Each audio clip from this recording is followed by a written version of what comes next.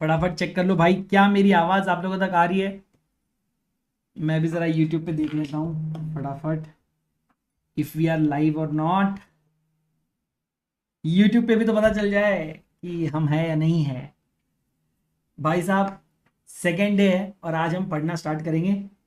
बोलते ना सीधी बात नो वकास आज होने वाली है। आज हम एक्चुअली पढ़ाई स्टार्ट करेंगे। बस एक पहले ही मैं डिस्क्लेमर दे दूं, थोड़ा सा गला मेरा बैठ रहा है rather. And since I have a lot of classes, मैं थोड़ा सा है ना पेस अपने कंट्रोल में रखूंगा। मतलब ऐसे मैं बहुत ज़्यादा चिल्ला नहीं सकता, वरना तो मेरी आवाज़ पूरी तरह से चली जाएगी, है ना। तो I will keep that in mind and उस तरह से फिर मैं करने वाला हूँ बात। तो आई होप आपको आवाज़ क्लियर है, ऑनलाइन एज वेल एज मतलब यूट्यूब एज वेल एज हमारी class. All well, good afternoon. आज तो और ज़्यादा लोग आ गए, क्या बात है, बहुत सही, ज़बरदस्त, अमेजिंग, माइंड ब्लोइंग। तो नमस्कार, आदाब, सत श्री अकाल भाई बहनों, दिव्य सज्जनों, मेरा नाम है आदर्श जोशी और आप लोग देख रहे हैं सीए इंटरमीडिएट की जैन/मे 25 की रेगुलर बैच। दोस्तों आज हम स्टार्ट करने वाले the first chapter, that is preliminary. तो इससे पहले कि हम लोग एक्चुअल बेसिकली स्टार्ट करें, मैं आपको एक छोटा सा बेस बता देता हूं हमारी पढ़ाई के बारे में, ठीक है। सिलेबस वाइज मैं आपको बता देता हूं। कल मैंने आपको पूरे सिलेबस से रूबरू कराया, मैंने आपको एग्जैक्ट सिलेबस डिटेल में एक्सप्लेन किया। मैं अभी स्टार्ट करने वाला हूँ कंपनीज एक्ट से। मैं आपको बता देता हूँ हम किस तरह से चलते हैं। हम कंपनीज एक्ट में चलते हैं चैप्टर बाय चैप्टर। मैं अपने खुद के अलग चैप्टर्स नहीं बना रहा हूँ, जो चैप्टर्स आपके मॉड्यूल में आपको दिए हम सिमिलरली वही चैप्टर्स फॉलो करते हुए आगे बढ़ेंगे। तो कंपनीज एक्ट से हम लोग करने वाले हमारी शुरुआत, और उसके बाद will move on to the limited liability partnership act, ठीक है। और उसके बाद हम लोग मूव ऑन करेंगे अदर लॉज में। इस तरह से हमारा जो क्लास का प्लानिंग है चलता है, ठीक है। सबसे ज़्यादा टाइम ऑफकोर्स कंपनीज एक्ट में लगता है। देर आर 11 चैप्टर्स एंड ये तो ठीक है, अपने आप में एलएलपी एक्ट एक छोटा सा चैप्टर है, और अदर लॉज के अंदर there are 3 chapters. So yes, it does take time companies act, but हमारा जो मेजोरिटी पार्ट होता है वो कंपनीज एक्ट का ही होता है, एंड देयरफॉर हम उसमें सबसे ज़्यादा फोकस करते हैं। दूसरी बात सर, क्या आप चैप्टर्स भी बीच में से चेंज करते लोगे या आप लाइन से जाएंगे? तो सर मैंने आपको कल सिलेबस पढ़ाते वक्त आपको मैंने एक सीक्वेंस समझाया है कि अगर आपको कंपनी बनती कैसे यही नहीं मालूम, और मैं अगर आपको डायरेक्टली बता दूं कि मतलब कंपनी में फॉर एग्जांपल डिविडेंड कैसे डिक्लेयर करना है या अकाउंट्स कैसे मेंटेन करना है, हमने कंपनी बनाना नहीं सीखा। हम उसका ऑडिट और अकाउंट्स अगर बीच में पढ़ने लग जाएंगे तो ऑफकोर्स ये बात है, आपको बहुत सारी चीजें आपके ऊपर से चली जाएगी, पल्ले नहीं पड़ेगी। मैनेजमेंट एडमिनिस्ट्रेशन में जब मैं आपको रजिस्टर ऑफ मेंबर बनाने बोलूंगा और आपको यही नहीं पता कि रजिस्टर ऑफ मेंबर मतलब मेंबर्स क्या होते हैं और बेनिफिशियल ओनर्स क्या है, उनका आप कैसे आप उनका रजिस्टर्स मेंटेन करोगे।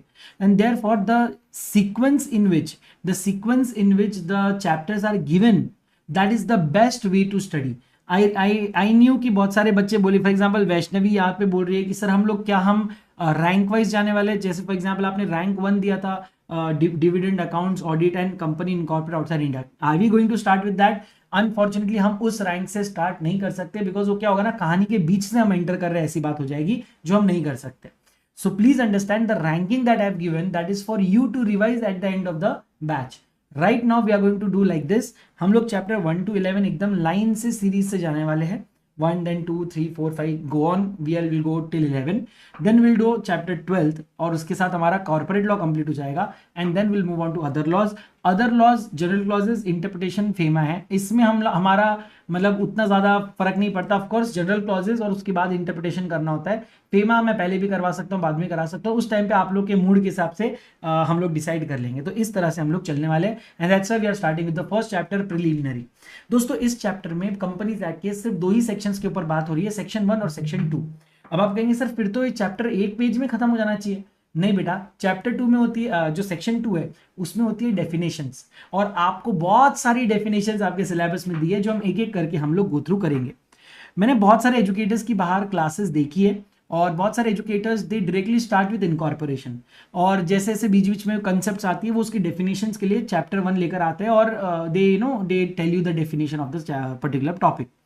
बट आई बिलीव कि पहले एक बेस समझ ले, उसके बाद हम लोग थोड़े डेफिनेशंस देख ले, और फिर जब हम आगे पढ़ेंगे we will know where to find the definition. मुझे आपको लाने की जरूरत नहीं पड़ेगी, आप इनफैक्ट रिवीजन में मुझे बताओगे कि सर हमने चैप्टर 1 तो 4 बार रिवाइज कर लिया, आप हमको पूछो ना चार्जेस की डेफिनेशन क्या होती है।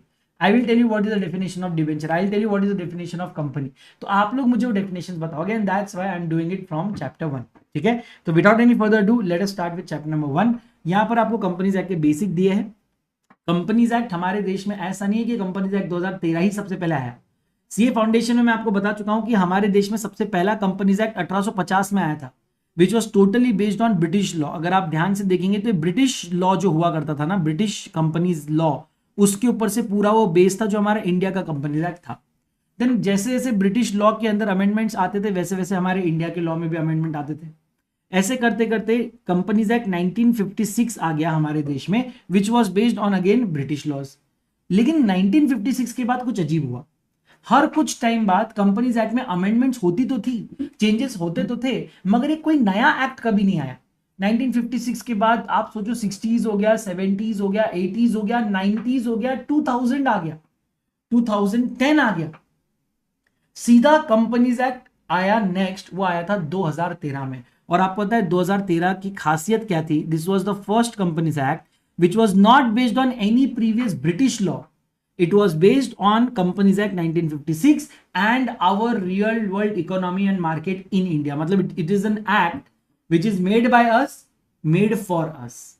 इसमें ऑफ कोर्स कहीं ना कहीं हम लोगों ने, क्योंकि 1956 को लिया है, 1956 में ब्रिटिश लॉ इनकॉर्पोरेट किया है, तो बहुत सारी चीजें ब्रिटिश लॉ से हमारे पास आई तो है, मगर the number of things that are there from British law is very less. The number of things that we have ourselves put into 2013 is very high, and therefore मैं इसको practically अपने देश का कंपनीज एक्ट मानता हूँ। And that is the beauty of this chapter कि हम हमारे देश के लिए बना हुआ, हमारे देश द्वारा बना हुआ कंपनीज एक्ट 2013 हम पढ़ रहे हैं।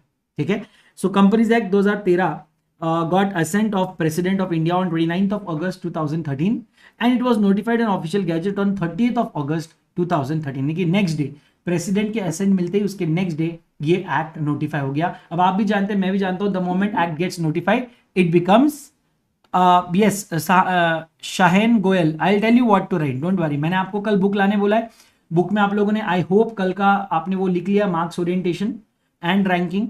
उसके बाद क्या लिखना है मैं आपको बताता हूं, डेट्स इंपॉर्टेंट नहीं है। सीए इंटरमीडिएट में आए हो आप, कॉन्ग्रेचुलेशन। सीए इंटरमीडिएट में बचकानी चीजें नहीं होती। यहां पे नहीं देखा जाता कि आपको डेट याद रहेगी कि नहीं, देखूंगा 29 अगस्त कोई भूल ना जाए, नहीं बेटा। यहाँ लॉ के एप्लीकेशन पे फोकस किया जाता है। ऐसे टेक्निकल क्वेश्चंस आता है ना कि लॉ लगाना पड़ता है भाई, लॉ अप्लाई करना पड़ता है, ये ऐसे डेट्स वेट्स नहीं पूछने वाले आपसे। ठीक है, चलो। सो कंपनीज एक्ट में there are 470 sections, there are 7 schedules and there are 29 chapters. अब आप कहेंगे सर मुझे विश्वास नहीं है। मैंने कहा मुझे तो पता ही था कि आप मुझ पर विश्वास नहीं करते हो, आप समझते हो कि आदर्श सर झूठे हैं, है ना, कभी भी झूठ बोल सकते हैं, और इसीलिए आप मुझ पर भरोसा नहीं करते। और क्योंकि आप मुझ पर भरोसा नहीं करते, मुझे अपने आप पे भरोसा दिलाना पड़ेगा, है ना। कैसे दिला सकता हूं मैं? तो मैं आपको ऐसे भरोसा दिला सकता हूं। कहा गया अपना, हाँ ये रहा। मैं आपके लिए लेकर आया हूं हमारे कंपनीज एक्ट का बेयर एक्ट, जो पार्लियामेंट ने 29 अगस्त को, आप देख रहे हो 29 अगस्त को जो ऑनरेबल प्रेसिडेंट ऑफ इंडिया ने जिसको असेंट दिया था ना, मैं आपके लिए वो वाला कंपनीज एक्ट लेकर आया हूं, दिख रहा है आपको। और 30 अगस्त को जो हमारे ऑफिशियल गैजेट में जो प्रिंट हुआ था ना, ये वो है, देखो ये गैजेट ऑफ इंडिया है। और अगर आप एकदम ध्यान से देखोगे तो आपको यहाँ पर डेट्स भी नजर आएगी। मैं पहले पूरा मिटा देता हूं सो दैट आपको कंफ्यूजन ना हो। आप देखो यहाँ पे आपको डेट भी नजर आएगी, 29 अगस्त 2013 नजर आ रही है बेटा डेट, ठीक है, नजर आ रही है डेट। चलो, तो सर इसके ये आपका बेयर एक्ट है। अब आप इस बेयर एक्ट में ध्यान से देखेंगे तो सबसे पहले आपको बताया कि ministry of law and justice के अंदर आता है, लेजिस्लेटिव डिपार्टमेंट का। Legislative department is responsible for making law, तो लॉ मेकर्स के डिपार्टमेंट से आया है, ठीक है। और यहां पे लिखा है कि आप ध्यान से देखेंगे, date of publication is 30th of August 2023, दिख रहा है, ये डेट ऑफ पब्लिकेशन दिख रहा है, new Delhi the 30th of August 2013 दिखा। तो सर अब यहां पे 2 डेट लिखी है, ये जो डेट है ये पब्लिकेशन की है जो ऑफिशियल गैजेट में पब्लिश हुआ है, और ये डेट ऑफ पासिंग यानी कि ये एसेंट ऑफ प्रेसिडेंट वाली डेट है। तो आप जानते हैं कि जिस दिन प्रेसिडेंट का एसेंट मिलता है उस दिन एक बिल एक्ट बन जाता है, ठीक है। और उस दिन ये बिल एक एक्ट बना, लेकिन जब तक वो ऑफिशियल गैजेट में प्रिंट नहीं होता, और कभी कभी तो ऐसा भी होता है कि ऑफिशियल गैजेट में प्रिंट हो जाता है फिर भी आप और मेरे पे एप्लीकेबल नहीं होता। सर क्या बात कर रहे हो? हाँ सर ऐसे कैसे? तो क्या होता है, कभी कभी जो एक्ट्स है, रूल्स है, जो ऑफिशियल गैजेट में प्रिंट होते हैं, वो अपनी डेट ऑफ एप्लीकेबिलिटी भी खुद बताते हैं कि सर हम लोग से फॉर एग्जांपल 1 अप्रैल 2014 से एप्लीकेबल होंगे। और आपको ये जान के बड़ी खुशी होगी कि कंपनीज एक्ट ने यही किया था। भले ही आपको दिख रहा है कि it was publish on 30th of अगस्त, तो 30 अगस्त को पूरे इंडिया को पता चल गया था एक नया कंपनीज एक्ट आया है, मगर ये नया कंपनीज एक्ट 30 अगस्त 2013 से आप पे या मेरे पे या किसी पे भी एप्लीकेबल नहीं हुआ था। इसकी एप्लीकेबिलिटी शुरू हुई थी 1 अप्रैल 2014 ऑनवर्ड्स, और उसमें भी पीसमिल में ये एक्ट एप्लीकेबल हुआ, मतलब पार्ट बाय पार्ट कुछ कुछ सेक्शंस एट अ टाइम करके ये एप्लीकेबल हुआ, और धीरे धीरे ये पूरा एक्ट मेन फ्रेम में आ गया, मेन एक्ट बन गया। तो सर अब आपके सामने 3 डेट्स आ गई। पहली वो डेट जब प्रेसिडेंट ने उसको एसेंट दिया, दूसरा वो डेट जब ऑफिशियल गैजेट में प्रिंट हुआ, और तीसरा वो डेट जो उसका डेट ऑफ एप्लीकेबिलिटी है, जब से वो आप पे और मेरे पे एक्चुअल अप्लाई होना शुरू कर दिया। यानी कि इस डेट के बाद अगर आप लॉ तोड़ते हो, कंपनीज एक्ट फॉलो नहीं करते 13, तो आपको पेनल्टी भी पड़ सकती थी। ठीक है, नेक्स्ट यहां पर आप देखेंगे तो एक लाइन नीचे लिखी है, इस लाइन का भी महत्व मैं आपको बता देता हूं। ये जो ग्रीन से मैं हाईलाइट कर रहा हूं, है ना, इसको बोलते हैं बेटा प्रीएम्बल। क्या कहते हैं? प्रीएम्बल। प्रीएम्बल का मतलब क्या होता है? हाँ, प्रीएम्बल का भरोसा मतलब क्या बोल रहे हो? 3000 वीडियो यूट्यूब पे है, भरोसा है सर हम सबको। बेटा यूट्यूब नहीं बोला मैंने, YouTube and all other platforms मैंने मिलके बोला है, ठीक है? ऐसे मतलब तुम हद कर दोगे भैया, गिनना बैठ जाओ भाई 3000 वीडियो आते हैं कि नहीं। खैर, लेकिन आप काउंट करोगे तो you will not find less, will find more videos only, अगर आप सारे प्लेटफॉर्म करते हो तो, है ना? चलो, सो सर बात करते हैं purpose of the act. Sir preamble बताता है what is the reason of this act. Sir ये एक्ट क्यों बनाना पड़ा? तो बोलते हैं it is an act to consolidate and amend. एक तो हमने पहले कंसोलिडेट किया, यानी कि जगह जगह से कंपनीज के बारे में जो भी लॉस थे हमने एक जगह लाए, और हमने ये एक्ट एक जगह बनाया ताकि हम इसी को बार बार अमेंड करके कंपनीज के अलग अलग लॉस बना सके, and law relating to companies. मैंने कहा बहुत अच्छे। चलिए अब बात करते हैं चैप्टर। अब आप अगर गौर फरमाएंगे, थोड़ा गौर फरमाइएगा, आप अपने वो ओपन करना ना, कल का जो आपने लिखा है अपने रजिस्टर में, अपना ये ओपन करिए जो कल मैंने सिलेबस आपको बताया। पहला चैप्टर कौन सा नजर आ रहा है आपको? Chapter number 1 preliminary, correct? अब आप ध्यान से देखना, जैसे जैसे आप यहां पर आगे बढ़ेंगे, you will find the same chapter numbers there in your books also. ठीक है, मैं अभी थोड़ा स्क्रोल कर रहा हूं। हाँ, ये चैप्टर 1 ही चल रहा है भाई, ये चैप्टर 1 ही चल रहा है। सर आपने तो कहा था 2 ही सेक्शन है, सर आप ये क्या चीटिंग करा रहे हो, कब से स्क्रॉल करे जा रहे हो? बेटा ये 2 सेक्शन ही खतरनाक है, अब मैं क्या करूं? आओ, ये 2 सेक्शन पूरा पानी याद दिला देते हैं, क्या बोलूं अब मैं, है ना? चलो आओ, अब यहां पर देखो सेकेंड, इसमें सेकेंड केस देखो क्या दिख रहा है। सेकेंड चैप्टर क्या है? Incorporation and companies and matters incidental thereto. समझ में आया? अब आप ऐसे चैप्टर बाय चैप्टर जाते रहोगे, you will find out the chapters given in your book and the chapters as are there in your bare app will match up till chapter number 10। I repeat, ये जो match हो रहे हैं ना, chapter number 2, फिर आएगा chapter number 3 prospectus, फिर share capital, फिर डिपॉजिट, फिर रजिस्टर ऑफ चार्जेस, फिर management administration, dividend accounts and audit. अब आप ऑडिट तक जब आ जाओगे ना, ठीक है, ऑडिट देखो, ऑडिट तक जब आ जाओगे यहां तक, इसके जस्ट पहले का ये देखो, ये वाला आखिरी सेक्शन होगा आपका ऑडिट एंड ऑडिटर चैप्टर का 148। ठीक है, ये जो है ना 148, ये आपका ऑडिट एंड ऑडिटर का लास्ट चैप्टर, लास्ट सेक्शन है। ठीक है, यहां पे पहले आपका सिलेबस खत्म हो जाता था। मैं आपको प्रूफ के लिए थोड़ा चैप्टर का नाम भी दिखा देता हूं। नहीं मतलब किसी को अगर शक होगा कि आदर्श सर ने रैंडम कोई पेज ओपन करके एक सेक्शन पकड़ के बोल दिया लास्ट सेक्शन है, तो बेटा सच में वो लास्ट सेक्शन है। देखो ये chapter number 10 audit and auditors दिख रहा है। हाँ, अब आपके बुक में एक चैप्टर नंबर 11 आ रहा है, देखो नाम क्या है? Companies incorporated outside India. It is not chapter 11 in law. Chapter 11 तो यहां पे क्या है सर? डायरेक्टर्स शुरू हो जाता है चैप्टर 11, सेक्शन 149 से डायरेक्टर्स चालू हो जाता है, जो आपके सीए फाइनल के जर्नी में आएगा। देखो हाँ, चैप्टर नंबर 11 यहाँ पे appointment and qualification of directors दिख रहा है। तो ये आपके सिलेबस में अभी नहीं है, ये कब आएगा? इंटरमीडिएट में आएगा। सब जो हमारे जो चैप्टर दिया है वो कौन सा चैप्टर है? तो वो चैप्टर आपको बहुत आगे जाकर, अब मुझे इसमें बेयर एक्ट में ढूंढने में बड़ा प्रॉब्लम हो जाएगा, है ना? फिर भी मैं कोशिश जरूर कर लूंगा, कोशिश करना, क्योंकि मेरे हाथ में है, सक्सेस और फेलियर मेरे हाथ में नहीं है। ठीक है, बट कोशिश करना मेरे हाथ में वो चैप्टर मैं आपको ढूंढ के अब यार ना यहाँ पर ना इसमें स्क्रोलिंग में थोड़ा डिफिकल्टी हो जाता है। डिफिकल्टी है, कंफ्यूजन ही कंफ्यूजन है, सॉल्यूशन कुछ पता नहीं। सॉल्यूशन अब आप आएंगे, 1 मिनट। ऐसे बहुत फोर्स करना पड़ेगा। अब आप आगे जाएंगे ना तो आपको चैप्टर आगे मिलेगा, उसका पेज नंबर तो मुझे याद नहीं है यहाँ पे। हाँ अरे बट आई हैव स्मार्टनेस ना, आपको ये भी तो सिखाना था अभी। आओ ना, आपको एक चीज सिखाना था। क्या? mca.gov.in। क्या सर आप भी ना, मैं आपको ये बोला था ना, मैं आपको एक वेबसाइट पे लेके जाऊंगा। अगर आप भी वेर एक्ट डाउनलोड करना चाहते हो तो आप यहाँ पे एक्ट एंड रूल्स में आ सकते हो। यहाँ पे एक्ट में आप कंपनीज एक्ट सिलेक्ट कर सकते हो, आपके सामने ही आ जाएगा। ठीक है, यहाँ पे क्योंकि चैप्टर हेडिंग्स दिए मेरे लिए ढूंढना बड़ा आसान हो जाएगा कि मेरे पास वो कहां पर है जो मैं आपको बता रहा हूं। ठीक है, यहां पर आप ध्यान से देखेंगे तो आपको दिख रहा है चैप्टर नंबर 22 दिख रहा है क्या? देखो chapter number 22 companies incorporated outside India दिख रहा है। Chapter number 22 companies incorporated outside India. अब आप देखो, आपको चैप्टर नंबर 1 to 10 ईमानदारी से दिया है। आप देखना, preliminary, incorporation, prospectus, share capital, deposit, charges, management, dividend accounts, auditor. लेकिन उसके बाद सडनली आपको जो 11th चैप्टर आपका जो है वो एक्चुअली हमारा चैप्टर नंबर 22 है, कंपनीज इनकॉर्पोरेटेड आउटसाइड इंडिया। पहले फाइनल का पार्ट था, अब इसको उठाकर फाउंडेशन में डाला है।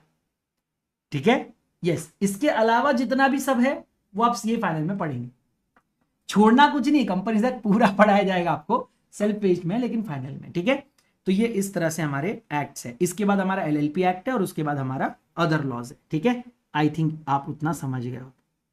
चलो, अब वो समझने के बाद let me again bring you to the to our chapter. अब इन्होंने कहा कि सर आपके पास ऐसे 29 चैप्टर्स है। मैंने कहा सही में? बोले हाँ। कैसे पता चला आपको 29 है? आप आओ यहाँ पे, आप देखो इसको मैं अगर बंद करूं तो आप देखो लास्ट में कितना दिख रहा है। मिसलेनियस का चैप्टर नंबर क्या है सर? 29 चैप्टर्स है। अच्छा, इसके अंदर मैं ओपन करूंगा तो लास्ट सेक्शन नंबर देखिए दिखेगा 470। ये देखो दिख रहा है, पावर टू रिमूव डिफिकल्टीज। तो यस करेक्ट है सर, आपके पास there are 470 sections and 29 chapters. और इसके अलावा बोले 7 शेड्यूल्स भी है। देखो ये रहा शेड्यूल नंबर 1, थोड़ा स्क्रॉल करेंगे आएगा शेड्यूल नंबर 2, और स्क्रॉल करोगे शेड्यूल नंबर 3, 4, 5, 6 एंड 7 दिख रहा है। 7 शेड्यूल्स भी यहां पर आपको दिए हुए। इसमें से शेड्यूल 3 आप लोगों ने जरूर सुना होगा। कहां सुना होगा शेड्यूल 3? कहां पे सुना शेड्यूल 3? सर आपकी जो profit and loss on balance sheet होता है ना, वो ये शेड्यूल 3 के हिसाब से होता है। लेकिन और भी शेड्यूल्स है और उनके बारे में हम लोग कंपनीज एक्ट के अंदर थोड़ा थोड़ा करके रेफरेंस तौर पे पढ़ेंगे। The companies act 13 aims to improve corporate governance, simplify the regulation and strengthen the interest of minority investors. Thus these enactments make our corporate regulations more contemporary। मैंने कहा ठीक है, फालतू बात मत करो, इंपॉर्टेंट कुछ बताओ। An incorporated association which is an artificial person having a separate legal entity with a perpetual succession and a common seal and common capital comprised of transferable shares and limited liability is a company। Sir ये जो company का definition है ये कुछ जमा नहीं, company में मजा नहीं आया डेफिनेशन में। तो बेटा आपको मजे वाली डेफिनेशन कहां पर मिलेगी पता है? सेक्शन 2 क्लॉज 20, और उसमें लिखा है a company means a company incorporated under this act और under any previous company law. अब मैं तो आपको बता चुका हूं कि हमारे भारत में 1850 से कंपनीज एक्ट है। तो अगर आप किसी भी कंपनीज एक्ट में, चाहे 1850 वाला हो, 1956 वाला हो, 2013 वाला हो, किसी भी कंपनीज एक्ट में अगर आपका रजिस्ट्रेशन होता है तो आप कंपनीज एक्ट 2013 के हिसाब से कंपनी कहलाते हो और आपके ऊपर ये पूरा एक्ट अप्लाई हो जाता है। तो इस एक्ट का नाम है द कंपनीज एक्ट 2013। ये पूरे भारत पे लगता है, including the state of Jammu and Kashmir. ये कमेंट्स हुआ था from date as appointed by CG by notification in official gazette. मैंने आपको बता दिया कमेंसमेंट 30 अगस्त को ये प्रिंट हुआ था 2013, और 1 अप्रैल 2014 से इसकी एप्लीकेबिलिटी धीरे धीरे करके शुरू कर दी गई थी। ठीक है, सबसे पहला सवाल, कंपनीज एक्ट किस किस पे अप्लाई होता है? कंपनीज एक्ट हर कंपनीज पे अप्लाई होता है, वो चाहे इस एक्ट के अंदर बने हो या किसी भी प्रीवियस कंपनी लॉ के अंदर बने हो। इसके अलावा 3 स्पेशल टाइप ऑफ कंपनीज पे भी कंपनीज एक्ट लगता है। एक साथ लाइन से बोलना मेरे साथ, कंपनी किस किस पे लगता है sir? Insurance, banking and electricity. बोलो एक बार। 3 स्पेशल कंपनीज पे भी कंपनीज एक्ट लगता है। कौन से? Insurance, banking and electricity. वापस, insurance, banking and electricity. Sir insurance companies जो होती है, बैंकिंग कंपनीज जो होती है, इलेक्ट्रिसिटी कंपनीज जो होती है, they are also regulated by their own law. Insurance के लिए आईआरडी है, insurance regulatory development authority of India, उनका एक्ट है 1999। इंश्योरेंस एक्ट है 1938। बैंकिंग रेगुलेशन एक्ट 1949 है। इलेक्ट्रिसिटी एक्ट 2003 है। तो इन सारे स्पेशल कंपनीज के अपने खुद के स्पेशल एक्ट है। उसके बावजूद आप लोग कह रहे हो कि सर कंपनीज एक्ट भी इस पे लगेगा। जी हाँ, but wherever there is a conflict between their specific act and companies act, the specific act is going to override the companies act. Specific act will prevail over companies act. Just say for example, banking regulation act में एक अलग तरह से आपको बोला हुआ है कि आपको एक बैंक को इस तरह से अपने फाइनेंशियल स्टेटमेंट्स बनाने हैं। उसमें profit and loss, balance sheet के अलावा भी कुछ स्टेटमेंट्स दिए, ठीक है, लेकिन वो चीजें हमारे यहां पर कंपनीज एक्ट में नहीं दी है। तो अगर आप एक बैंकिंग कंपनी हो, आप पे बैंकिंग रेगुलेशन एक्ट भी लग रहा है, कंपनीज एक्ट भी लग रहा है, लेकिन कंपनीज एक्ट में वो स्पेशल रिपोर्ट्स मांग नहीं रहे जो बैंकिंग रेगुलेशन एक्ट में मांग रहे। तो whether you will prepare the reports और नॉट, तो लॉ कहता है yes you will have to prepare, because wherever your special act says for you to do something and if something contradictory is given in companies act, you will always follow your special act, because वो सिर्फ और सिर्फ आपके लिए बने।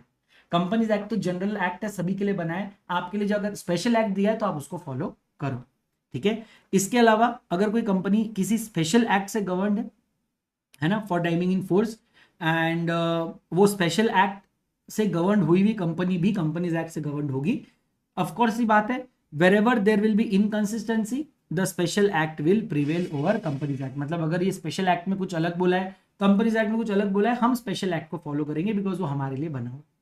Next, कोई भी body corporate, ठीक है, वो किसी भी एक्ट से बना हो as a central government by notification specify, ऐसे बॉडी कॉर्पोरेट्स के ऊपर भी कंपनीज एक्ट लग जाएगा। फॉर एग्जांपल एफसीआई यानी कि food corporation of India, NHAI national highway authority of India, इन लोगों के ऊपर भी ये स्पेशल एक्ट से बने, ये भी सेंट्रल गवर्नमेंट के नोटिफिकेशन से बने हैं, लेकिन इनके ऊपर भी उन्होंने स्पेसिफिकली बोला है कि इनके ऊपर कंपनीज एक्ट लगेगा, तो हम उस पर भी कंपनीज एक्ट अप्लाई कर देंगे। तो एक बार जल्दी से बोलना, कंपनीज एक्ट किस किस पे अप्लाई होता है?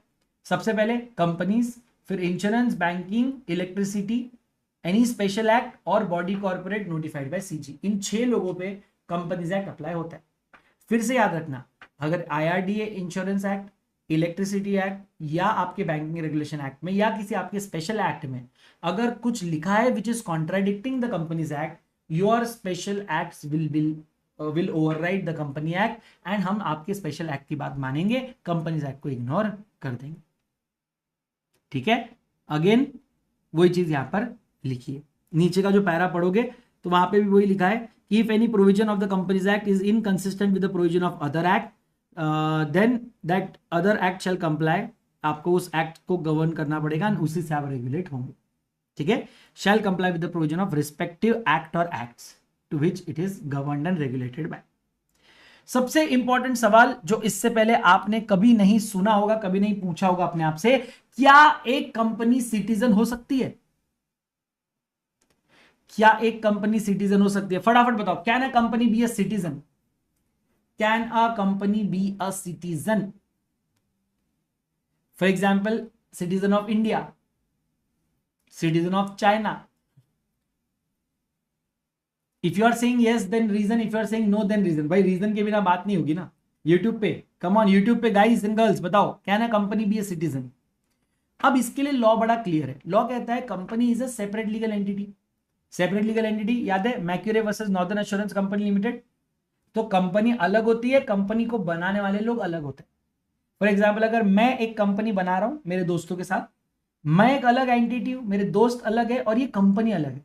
मेरी एसेट मेरी, मेरे दोस्तों की एसेट उनकी, कंपनी की एसेट कंपनी की। मेरी लाइबिलिटी मेरी, मेरे दोस्तों की लाइबिलिटी उनकी और कंपनी की लाइबिलिटी अपनी। तो ना मेरा कंपनी के असेट से कोई लेना देना है, ना मेरी कंपनी के लाइबिलिटी से कोई लेना देना है। मेरा जो लिमिटेड लाइबिलिटी है मैं उतना दूंगा और आगे बढ़ूंगा, ठीक है, याद रखने वाली बात। हाँ, बराबर बराबर, एब्सोल्युटली करेक्ट, ठीक है।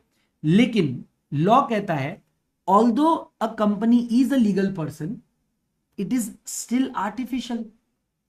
क्या कंपनी का नेचुरल जन्म हुआ है?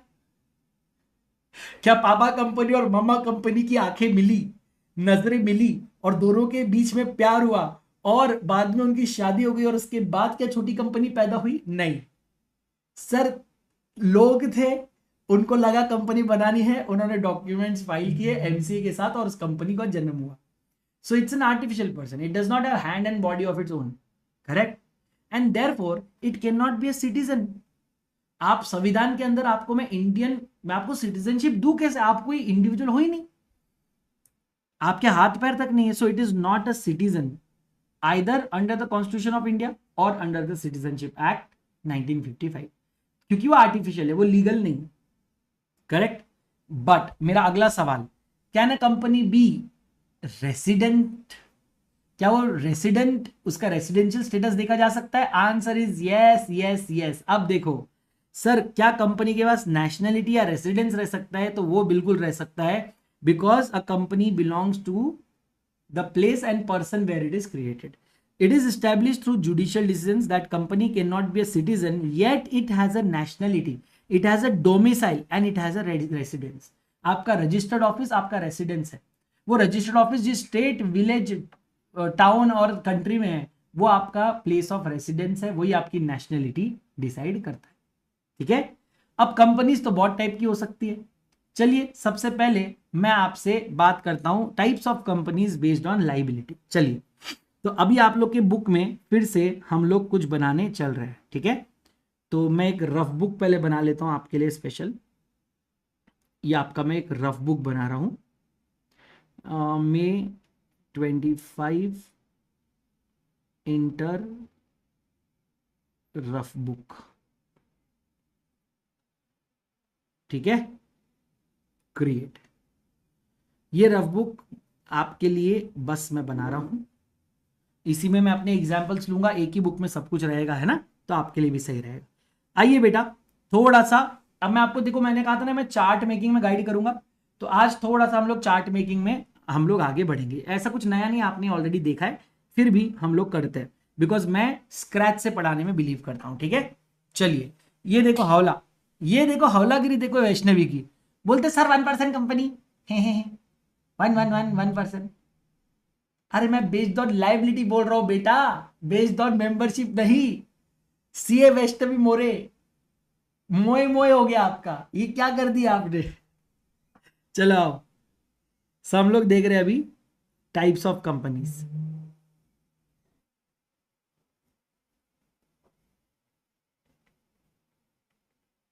ठीक है। चलिए, सो टाइप्स ऑफ कंपनीज में मैं सबसे पहले यहां पर लेकर आ रहा हूं बेस्ड ऑन लाइबिलिटी। बेटा बुरा मत मानना, वैष्णव में ऐसी मस्ती मजाक करते रहता ना बेटा, चिल मारने का, टेंशन नहीं लेने का। हेलो खुशी, कैसे हो बेटा? हाँ, ये खुशी ने सही बोला। अभी इसको छोड़ो ऊपर, इसको अपन बाद में पूरा करेंगे। अब आ जाओ types of company based on liability में। चलो ठीक है, यहाँ जगह बनाते हैं ना थोड़ा, आपने बड़ा बुक लिया है ना, आपने थोड़ा ब्रॉड बुक बोला था मैंने, डबल पेजेस ले लेना अगर आपको जगह नहीं का प्रॉब्लम हो तो, ठीक है। या तो मेरे को बनाने दो, उसके बाद आप अच्छे से बना लेना फेयर में। सबसे पहले types of company based on liability में there are 3 types of companies, ठीक है। Company limited by shares, company limited by guarantee and unlimited company, ठीक है। आइए बात करते हैं एक नॉर्मल कंपनी के बारे में, बात करते हैं हम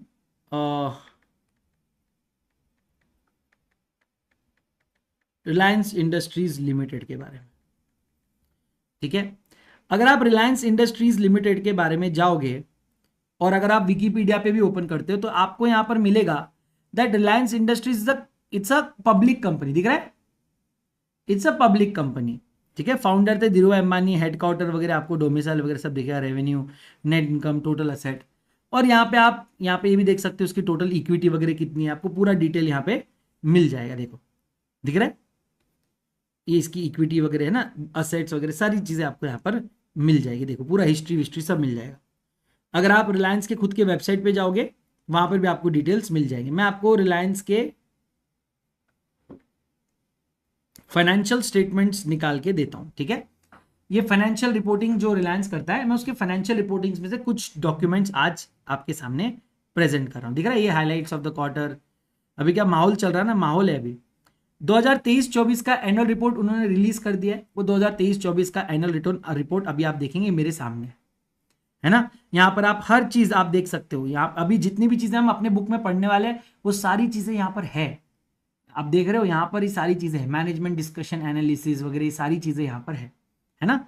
तो हम लोग ये देखो इसका revenue, wow, net worth, valuation matrix, सारी डिटेल्स आप यहाँ पर देख सकते हो, है ना। क्या क्या बातें यहाँ पर बताई गई है, ठीक है। अब इसमें से फॉर एग्जाम्पल मेरे को चाहिए आपके फाइनेंशियल स्टेटमेंट्स, ठीक है। तो थोड़ा मैं मोह माया से आगे जाके आपके फाइनेंशियल स्टेटमेंट्स देखना चाहूँगा। CSR का रिपोर्ट है ये, है ना, CSR रिपोर्ट है। ये हुई ना बात। दिख रहा है बैलेंस शीट आ गया। अरे कहाँ गया भाई, हाँ दिख रहा है बेटा बैलेंस शीट। ये आपको क्या दिख रहा है, ये रिलायंस इंडस्ट्रीज की बैलेंस शीट। पब्लिक मतलब दिस आर पब्लिक इंफॉर्मेशन, है ना। थैंक यू सो मच खुशी। सब पब्लिक इंफॉर्मेशन दिख रहे हो। असेट, बाय द वे आप सोच रहे हो कि सर सिर्फ 2.5 लाख की प्रॉपर्टी है। सर क्या है बेटा, 2.5 लाख तो कुछ नहीं है सर। तो मैं आपका ध्यान आकर्षित करना चाहूंगा इस शब्द पे जो यहाँ पे लिखा हुआ है, कहीं आप पढ़ ना भूल ना गए हो। They are rupees in crore, मतलब 2.5 लाख करोड़ के असेट्स है, ठीक है। हाँ, और यहाँ पे आपको इक्विटी वगैरह दिख रहा होगा, दिख रहा है। अब यहाँ पे इक्विटी शेयर कैपिटल में नोट नंबर 14 बोला है। मैं आपको नोट नंबर 14 पे लेकर जाना चाहता हूं। मैं बहुत हौलागिरी करूंगा आज मेरे को मजा आ रही है ना, तो मैं आपको नोट नंबर 14 पे लेके जाऊंगा। कहाँ है रे नोट नंबर 14, जल्दी मेरे सामने वरना मैं मार दूंगा। ये रहा प्लान प्रॉपर्टी इक्विपमेंट, है ना। 14 नंबर दिखे तो बताना बेटा।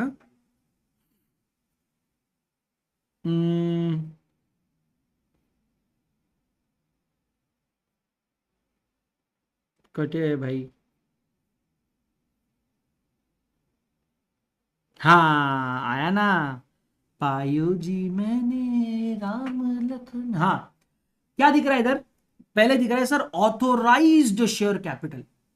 बेटा जिसको जीरो से गिनती चाहती है, चलो चालू कर दो यूनिट, 10, 100,000, 10,000, आपको पता चलेगा 14,000 करोड़ का है ये। 14,000 करोड़ का इनका ऑथोराइज शेयर कैपिटल है, इक्विटी या ऑथोराइज्ड इक्विटी शेयर कैपिटल। और 1,000 करोड़ का इनका प्रेफरेंस शेयर कैपिटल। ऐसा टोटल 15,000 करोड़ का इनका क्या है, शेयर कैपिटल है टोटल, ठीक है।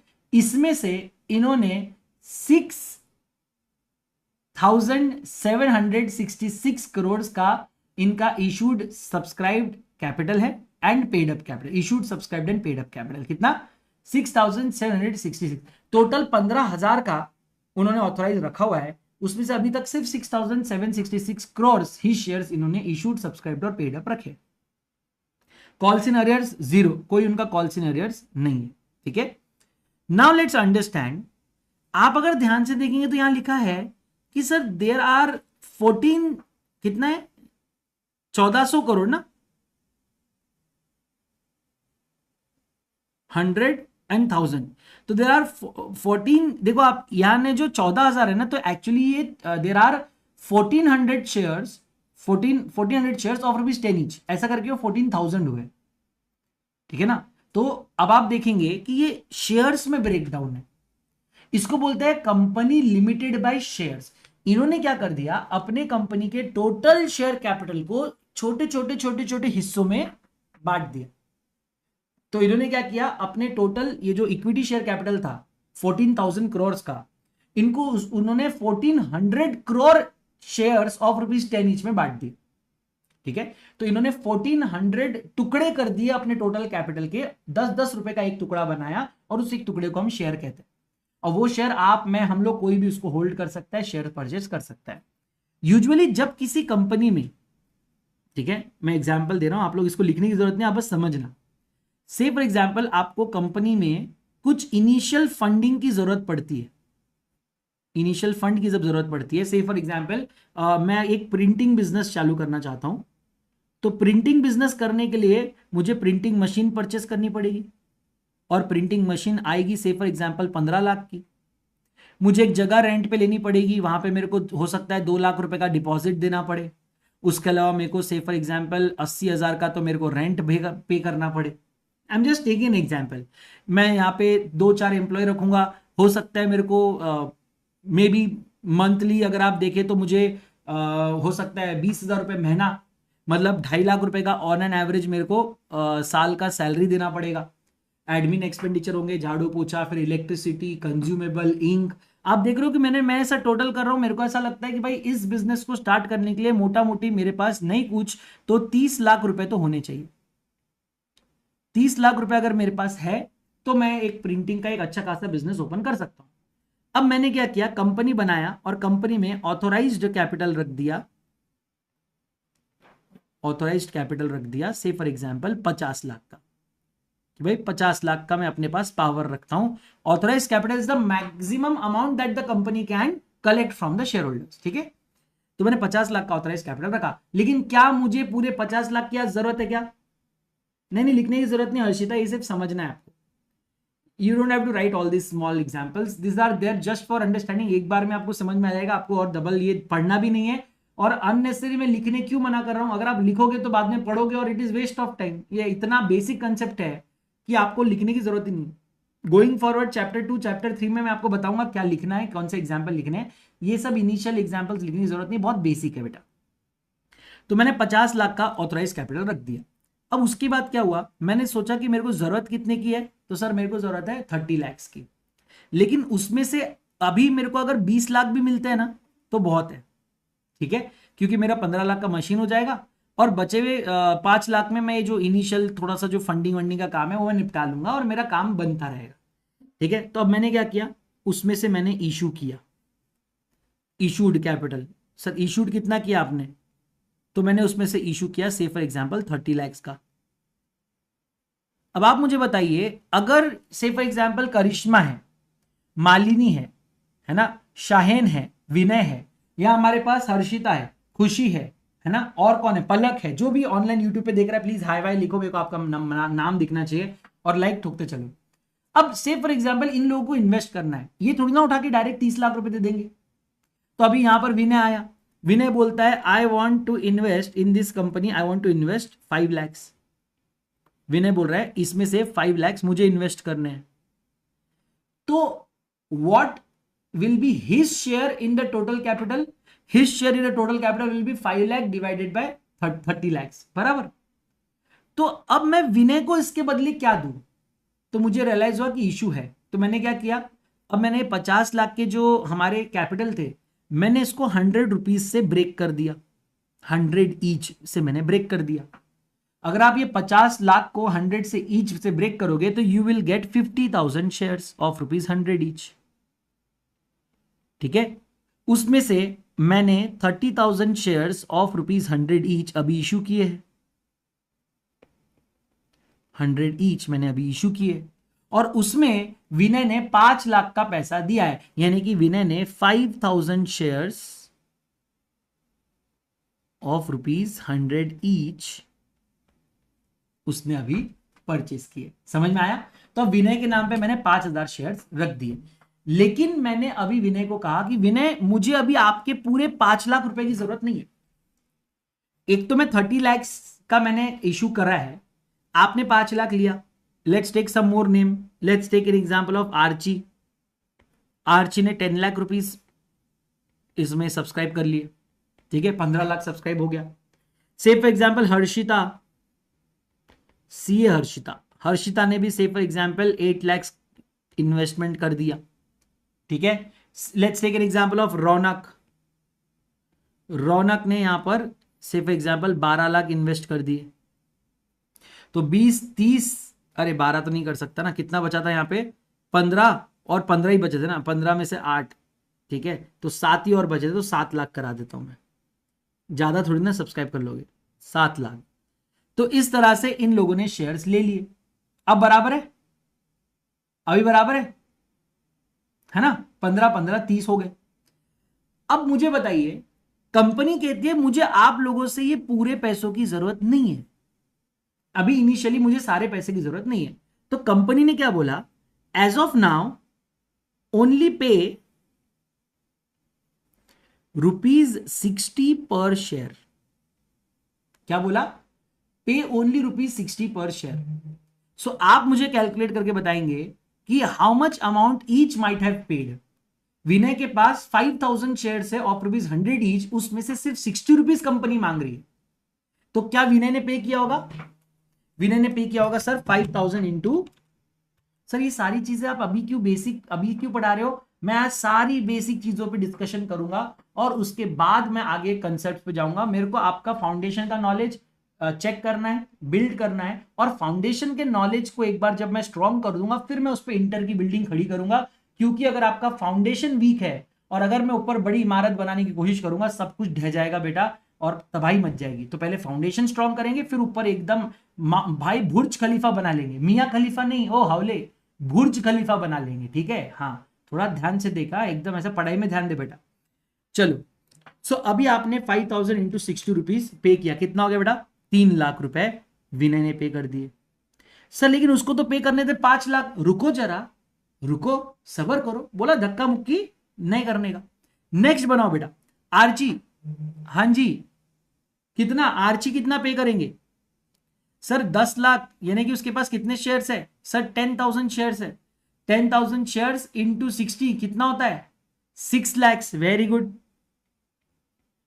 सर हर्षिता कितना पे करेगी, सर उसके पास कितने हैं, उसके पास 8,000 शेयर्स है, 8,000 शेयर्स इंटू 60, फटाफट 8,000 इंटू 60, सर 4,80,000 अभी ये पे करेगी, ठीक है। Next Raunak, 7,000 shares into 60, Raunak will pay 4,20,000 shares, 4,20,000 amount. अब आप मुझे बताइए what is the total amount that we have got. Sir हमारे पास 3 lakh plus 6 lakh plus 4,80,000 plus 4,20,000 करके हमारे पास टोटल 18 लाख रुपए जमा हो गए, ठीक है। अब हमने क्या किया, ये 18 लाख रुपए हमने लिए और हमने आगे अपना बिजनेस चालू कर दिया, ठीक है। Now you tell me, say worst case scenario, say something happens and let's say that this company goes into winding up,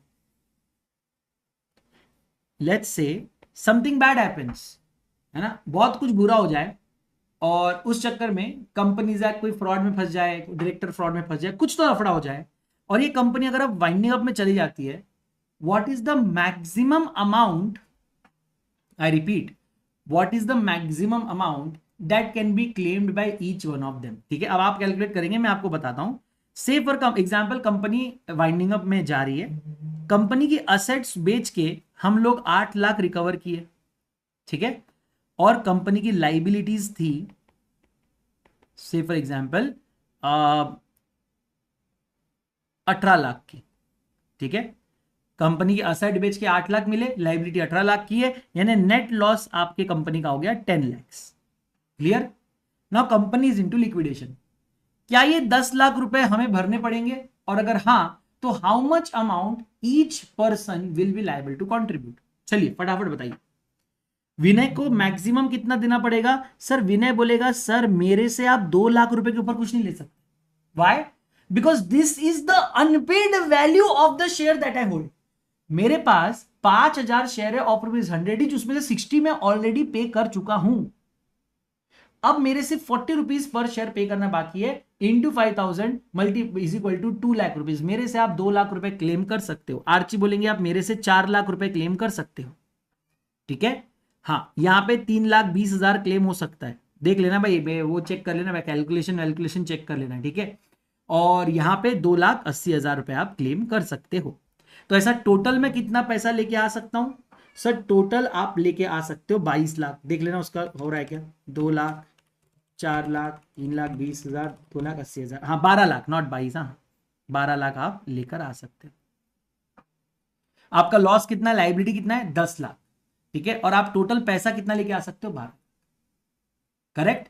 अब आप कहेंगे सर फिर हम 12 लाख लाएंगे क्या, नहीं, फिर आप 10 लाख ही लाएंगे, इन प्रपोर्शन आपको सबसे पैसा रिकवर करना है। हाँ, अगर से फॉर एग्जाम्पल आपकी लाइबिलिटीज 28 लाख होती तो, अगर लाइबिलिटीज 28 लाख होती तो उस केस में आपका 20 लाख का लाइबिलिटी बचा रहता, लेकिन आपको सिर्फ 12 लाख ही रिकवर होने वाले थे शेयर होल्डर्स से, ठीक है। What about this remaining loss of 8 lakh, sir क्या हम विनय के, आर्ची के, हर्षिता के, रौनक के घर जाकर किसी की टीवी उठाकर लेके जा रहे हैं, किसी की कार उठाकर लेके जा रहे हैं, किसी का बाइक उठाकर, सर क्या हम पर्सनली इन लोगों से पैसा रिकवर कर सकते हैं, answer is no. Company is a separate legal entity and these are separate legal entities. There is a concept of corporate veil जो कहता है अगर कंपनी के असेट पे मेंबर्स का अधिकार नहीं है तो कंपनी के लाइबिलिटी पे भी मेंबर्स का अधिकार नहीं होगा। ये 8 लाख रुपए आपके बैड डेट हो जाएंगे, कंपनी बंद हो जाएगी और आप 12 लाख रुपए के ऊपर एक भी रुपया इन मेंबर्स से क्लेम नहीं कर सकते। और इससे मुझे समझ में आया कि अगर कोई कंपनी लिमिटेड बाय शेयर्स है, अगर कंपनी लिमिटेड बाय शेयर्स है, then the maximum liability of members in such company is unpaid value of share. क्या है, अनपेड वैल्यू ऑफ शेयर। आप देखना इन लोगों का अनपेड वैल्यू ये था और यही इनकी मैक्सिमम लाइबिलिटी, इससे ऊपर एक रुपया भी आप इन लोगों से क्लेम कर सकते थे क्या, सर नहीं कर सकते। चलो ये तो ऐसी कंपनीज हो गई जिनको इनिशियल फंडिंग की जरूरत पड़ती है। व्हाट अबाउट कंपनीज जिनको इनिशियल फंडिंग की जरूरत नहीं है, जैसे से फॉर एग्जाम्पल हमारे पास प्रज्ञा है, ठीक है, प्रज्ञा along with वैष्णवी, लेविजीत, मुस्कान, केशव और पवन, इन लोगों ने मिलकर एक कंपनी ओपन करी APQ प्राइवेट लिमिटेड, और इन लोगों का बिजनेस था शेयर ब्रोकिंग का, या एक काम करते हैं ना, इन लोगों का बिजनेस था कंसल्टेंसी इन शेयर ट्रेडिंग।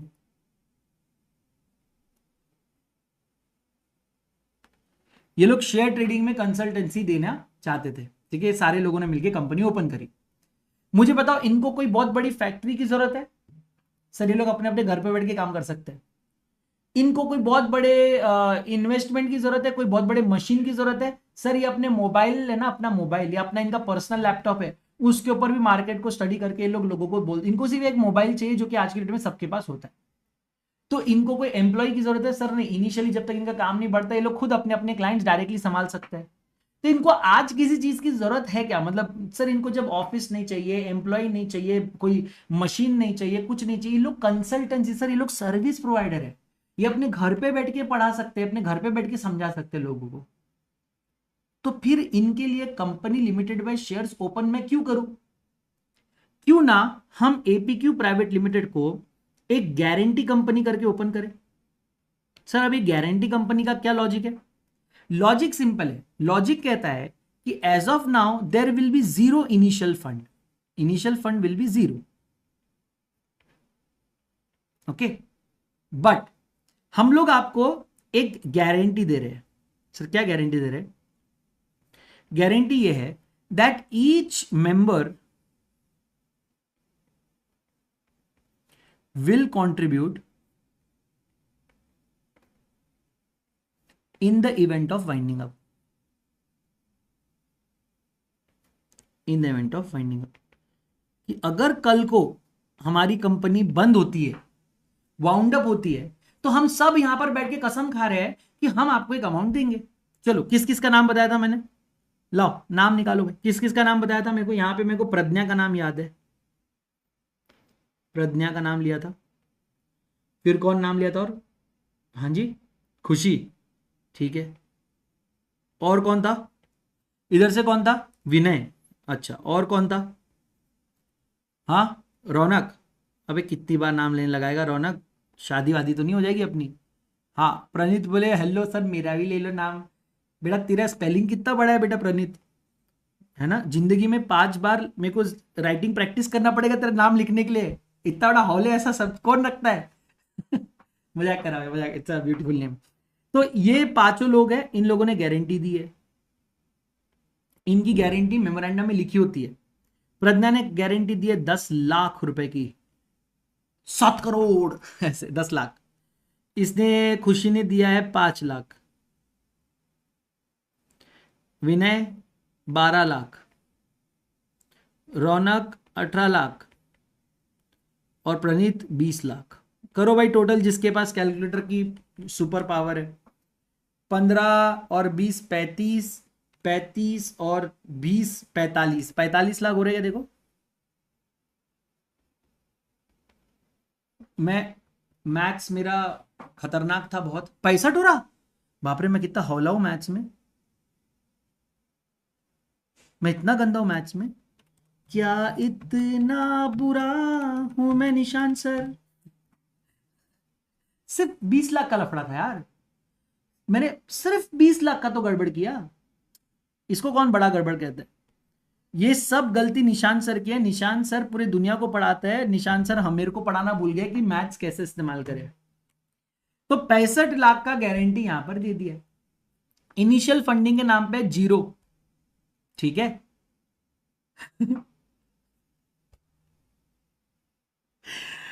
अरे रौनक बेटा, मीम कम देख, तू सीए इंटर में आ गया बेटा, अब तू सीए फाइनल फाउंडेशन में नहीं है। तू मीम देखना बंद कर बेटा। और ना मीम देखता भी है तो मुझसे मीम्स के ऊपर कमेंट मत करवा, किसी दिन पॉलिटिकल कमेंट में मैं फंस जाऊंगा भाई। तू क्यों चाहता नहीं है कि तेरा सिलेबस हो? तू पैसे दे के बैठा है भाई, आ जा। तो 65 लाख का इनका गारंटी है। अब हुआ क्या, इनकी कंपनी पहले तो सही चली, लेकिन इनके कंपनी ने कुछ लोगों को इलीगल, क्या बोलते हैं उसको, कंसल्टेंसी दे दी, कुछ गलत कंसल्टेंसी दी, जिसकी वजह से इनके ऊपर, या कुछ ऐसे एग्रीमेंट साइन कर लिए जिसमें अश्योर्ड रिटर्न्स देने थे और वहां रिटर्न्स नहीं आए, तो उनकी कंपनी के ऊपर लाइबिलिटी क्रिएट हो गई। से फॉर एग्जांपल 80 लाख रुपए की, 80 lakhs की लाइबिलिटी क्रिएट हो गई। कंपनी के पास असेट्स क्या थी सर? बाबा जी का ठुल्लू, क्योंकि इन्होंने इनिशियल फंडिंग तो कुछ लाई नहीं थी और कोई असेट की इनको जरूरत थी नहीं, तो इन्होंने कोई असेट कभी परचेस की नहीं, तो इनकी लाइबिलिटी हो गई 80 लाख। ओके, अब इनकी लाइबिलिटी आ गई 80 लाख और इनके पास देने को कुछ नहीं है। ऑफकोर्स सी बात थी, company went into liquidation. Company went into liquidation. Now you tell me, what is the maximum amount that can be recovered from each and every member? I repeat the question. What is the maximum amount that can be recovered from each and every member of this company? हाँ जी sir, this is the maximum amount that can be recovered from each and every member. दिख रहा है? दिख रहा है क्या? Exactly sir, इन्होंने जितना गारंटी दिया है, जितना इन्होंने गारंटी दिया है ना, ये देखो यहां पे दिख रहा है, ये जो गारंटी दिख रहा है ना, ये है इनका। मैं कलर चेंज करता हूं, दिख रहा है? ये इनका मैक्सिमम अमाउंट है, ठीक है। अब आपको पता है कुछ हाइब्रिड गारंटी कंपनीज भी होती है। Very good Khushi, proud of you. Very good Nilgiri Manila, very good. Livjeet बहुत अच्छे, आर्ची जबरदस्त, और जितने भी लोगों ने आंसर दिया। अब ये हाइब्रिड कंपनीज क्या रहती है, इनको इनिशियल फंडिंग लगती है लेकिन बहुत कम, ठीक है। इनको इनिशियल फंडिंग लगती है बहुत कम और इनको गारंटी भी लगती है। से for example PQR private limited, ठीक है, इनके पास है 1 लाख शेयर्स ऑफ ₹10 ईच, तो क्या ₹10 लाख, ठीक है। इसके अलावा इस कंपनी में है कुछ मेंबर्स के बारे में आपको मैं बताता हूं। तो मेंबर में है लेविजीत, ठीक है। इधर कौन आया था? नीलगिरी, ठीक है। और कौन था? Sharma, Sharma boy, Shivraj and Himanshu. मैंने नोटिस किया है कि जब मैं ऐसे नाम लेने वाला रहता हूँ तो बहुत सारे लोग ऐसे हाय सर या रैंडम मैसेज, हाँ ट्रू सर, करेक्ट सर। ये तुम्हारी जो है ना बेटा, मेरे को सब आते हैं, तुम्हारी फाउंडेशन की आदत अभी तक छूटी नहीं है। वो शाणे बच्चे हैं यहाँ पे, बहुत शाणे बच्चे, अति होशियार बच्चे हैं यहाँ पे। ठीक है चलो, तुम लोगों, इन लोगों के पास कुछ शेयर्स भी है कंपनी के, ठीक है, और इनके पास इन्होंने अमाउंट ऑफ गारंटी भी दे रखी है, ठीक है, अमाउंट ऑफ गारंटी भी इन्होंने दे रखी है, ठीक है। शेयर्स के बारे में मैं आपको बता दूं, this were rupees 4 paid up, ठीक है।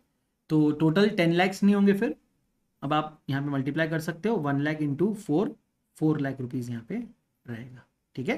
तो अभी 6 रुपए अनपेड वैल्यू पड़ा है। लेविजित के पास है टोटल 1 लाख में से, से फॉर एग्जाम्पल 10,000 शेयर्स, यहाँ पे है 12,000 शेयर्स, 18,000 शेयर्स, 8,000 शेयर्स, 5,000 शेयर्स, ठीक है। प्लस इन्होंने गारंटी अमाउंट भी दी है 10 लैक्स, है ना, 12 लैक्स, 18 लैक्स, 8 लैक्स एंड 5 लैक्स।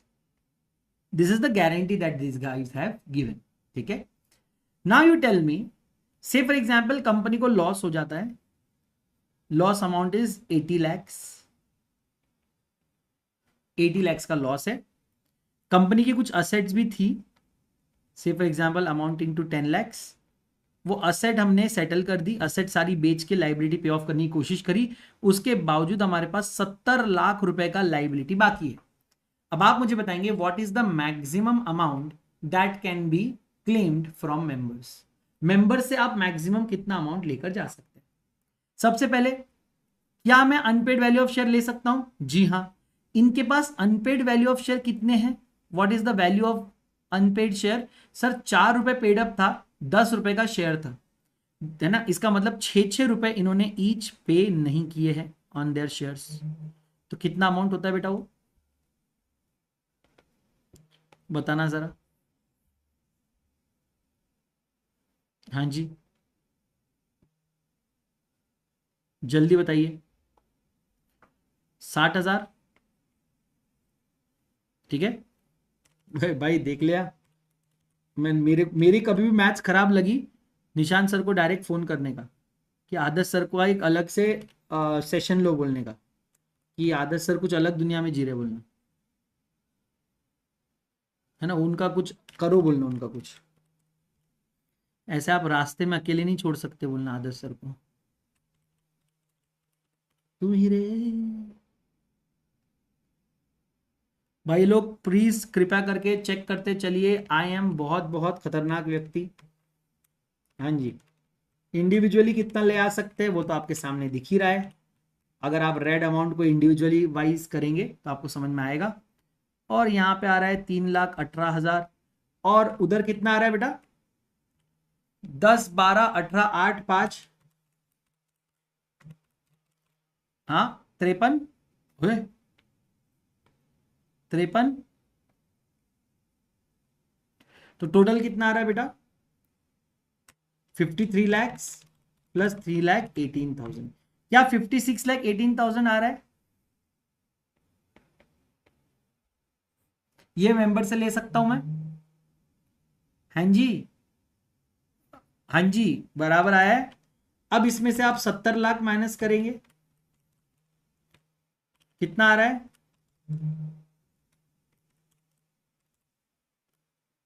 बोलो ना, 13,82,000। Thank you, thank you, thank you, जी जी जी, thank you Muskan, thank you. चलो आओ बेटा। अरे भाई, हाँ विनय भाई, एक अच्छ नंबर, 13,82,000 रुपीज। अब ये किससे रिकवर करूं मैं?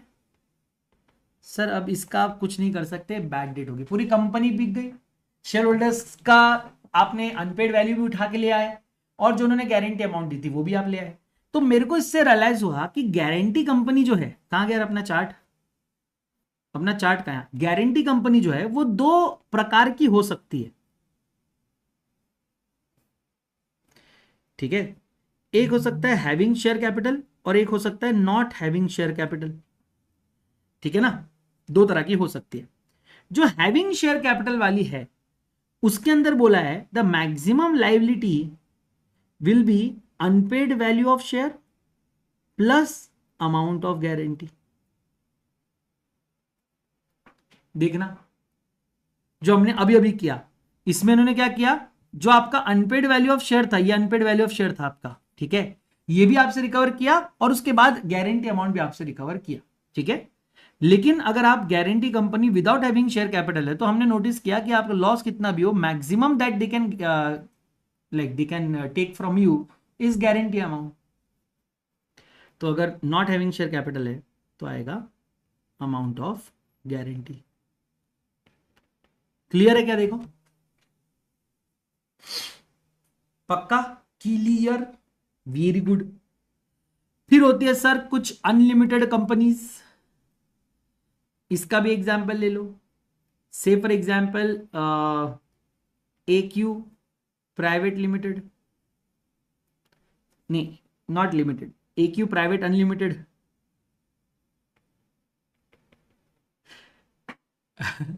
अभी क्या, क्योंकि लिमिटेड नहीं है ना, लाइबिलिटी अनलिमिटेड है। अरे मजाक कर रहा हूं, चलो इधर देखो। अब सुनो, से फॉर एग्जांपल इसके अंदर है मुस्कान और अल्फिया और आदित्य। यूट्यूब पे मेरा कोई भाई नया आया जो जिसका नाम नहीं लिया मैंने, अच्छा खुशी, आ जाओ बेटा। खुशी खुशी आपको मैं हर एग्जांपल में ले रहा हूं, ठीक है। अब आप लोगों ने यहां पर साइन किया है in the memorandum saying you will be liable for unlimited, ठीक है। अब यहां पर भी दो टाइप के हो सकते हैं, मैं बार बार नहीं बताऊंगा, अब आप समझ सकते हो। यहां पे हैविंग शेयर कैपिटल भी हो सकता है, नॉट हैविंग शेयर कैपिटल भी हो सकता है, राइट। अब से फॉर एग्जांपल अगर आपके पास शेयर कैपिटल थे, say for example there were 1 lakh shares of ₹100 each, ₹80 paid up, तो यानी हर शेयर पे ₹20 पेंडिंग था, बराबर, हर शेयर पे ₹20 पेंडिंग था। और यहां पे शेयर कैपिटल नहीं है, ये दूसरा सिनेरियो, केस 2, यहां पे शेयर कैपिटल नहीं है, ठीक है। नाउ से फॉर एग्जांपल ये कंपनी अगर लिक्विडेशन में जाती है, कल को ये लिक्विडेशन में जाती है, तो दोनों केसेस में what is the maximum they can recover. तो यहां पर अगर से फॉर एग्जांपल आप लोगों के पास ये शेयर्स है, से फॉर एग्जांपल ये 1 लाख शेयर्स आप लोगों के पास डिवाइडेड है, इक्वली डिवाइडेड हो, कैसे भी डिवाइड करो, आई डोंट केयर, ठीक है। आपको करना है 25,000 डिवाइड कर दो, ठीक है। सबके पास 25,000 शेयर्स है, 25 25 25 25, तो ये 25,000 शेयर्स पे आपको ₹20 ईच देने पड़ेंगे। यानी आपको कितने देने पड़ेंगे बताओ भाई, 25,000 शेयर्स पे आपको ₹20 ईच देने पड़ेंगे, यानी 5-5 लाख रुपए आपको ईच यहां पे लाना है, ठीक है। ये पहले सिनेरियो में 5 लाख ईच मैं लेकर आऊंगा as unpaid value of share, ठीक है। अब से फॉर एग्जांपल इस दोनों केस में कंपनी का लॉस हो जाता है 50 लाख का, ठीक है। यहां 5 लाख तो मैं लेके आ गया आपके unpaid value of share, but उसके बाद भी 45 लाख का लॉस पेंडिंग है, और यहां तो शेयर कैपिटल था नहीं, तो यहां पे पूरा 50 लाख का लॉस पेंडिंग है। अब बताओ who will bring this money, तो लॉ कहता है all of this people will bring this money from home, वो चाहे 45 लाख हो या 50 लाख हो, इनको अपने घर से जाना के लाना पड़ेगा। यानी मुस्कान को हो सकता है अपनी कार, अपनी बाइक, अपना लैपटॉप, गोल्ड ज्वेलरी बेचना पड़ जाए, अल्फिया को भी सेम, आदित्य को भी सेम, खुशी को भी same, all of them will be personally liable to repay the loss of this 45 lakh और 50 lakh as the case may be. मतलब बेसिकली इनकी लाइबिलिटी अनलिमिटेड है और यहां पर आप बच नहीं सकते, भाग नहीं सकते, आपको जितना भी लाइबिलिटी पूरा पे करना पड़ेगा। There is no concept of bad debt. Bad debt इसमें कब होता है पता है, इसमें बैड डेट होता है, जरा ध्यान से सुनना। से फॉर एग्जांपल मुस्कान अगर इंसॉल्वेंट हो जाए, आदित्य अगर इंसॉल्वेंट हो जाए, और अगर वो हाथ खड़े कर दे कि भाई इससे ज्यादा पैसे तो हमारे पास है ही नहीं, और बाकी लोग या सारे लोग इंसॉल्वेंट हो जाए, बोले कि सर हम फॉर एग्जांपल सबके सब इंसॉल्वेंट हो गए और इन लोगों से आपने 35 लाख रिकवर कर लिया, उसके बाद ये लोग इंसॉल्वेंट हो गए, खत्म, बोलते हैं हमारे पास पैसा ही नहीं, अब जो उखाड़ना है उखाड़ लो। तो भाई यहाँ पे आपका 10 लाख का लॉस हो जाएगा क्योंकि 45 में से 35 रिकवर हुए, और यहाँ पे आपका 15 लाख का लॉस हो जाएगा कि भाई 50 में से 35 रिकवर हुए। तो इस केस में लॉस कब होता है? जब मेंबर्स भी इंसॉल्वेंट हो जाए तब वहां पर लॉस हो सकता है, otherwise members will be liable to pay all the amount, है ना। Very good. अब आदित्य ने एक अच्छा पॉइंट यहाँ पे रेस किया है, सर बट कोई एक हुआ तो उसका भी बाकियों को और करना पड़ेगा ना। बिल्कुल, आप लोगों ने अनलिमिटेड लाइबिलिटी बोली थी, राइट? तो आपकी लाइबिलिटी अनलिमिटेड है। हाँ, एक इंस्टॉलमेंट हो रहा है तो उसके हिस्से का बाकियों को झेलना पड़ेगा, लेकिन सबकी लाइबिलिटी, हाँ, kind of like mutual agency type apply हो जाएगा, and you will be responsible to pay. ठीक है, यह अनलिमिटेड कंपनी। तो अनलिमिटेड कंपनी के बारे में आई अगेन रियलाइज कि there can be two types of companies in this case also, है ना। कौन सी? Company having share capital, company not having share capital. तो कंपनी हैविंग शेयर कैपिटल में क्या था? तो sir unpaid value of share plus unlimited, और यहां पे डायरेक्टली अनलिमिटेड, डायरेक्टली अनलिमिटेड। देखो क्लियर है क्या? यह है types of companies based on liability. अब इसमें एक डिफरेंस की बात जरा आप ध्यान से सुन लेना, ठीक है। जब मैंने सबसे पहला केस बताया था, यहां पे कंपनी थी लिमिटेड बाय शेयर्स। जब ये कंपनी लिमिटेड बाय शेयर्स होती, जब भी शेयर्स का कोई अनपेड वैल्यू होता है, तो हमेशा याद रखना unpaid value of share can be demanded from the share holder at any time. आपसे अनपेड वैल्यू ऑफ शेयर किसी भी मोमेंट पे रिकवर किया जा सकता है, चाहे कंपनी चल रही हो या कंपनी बंद हो गई।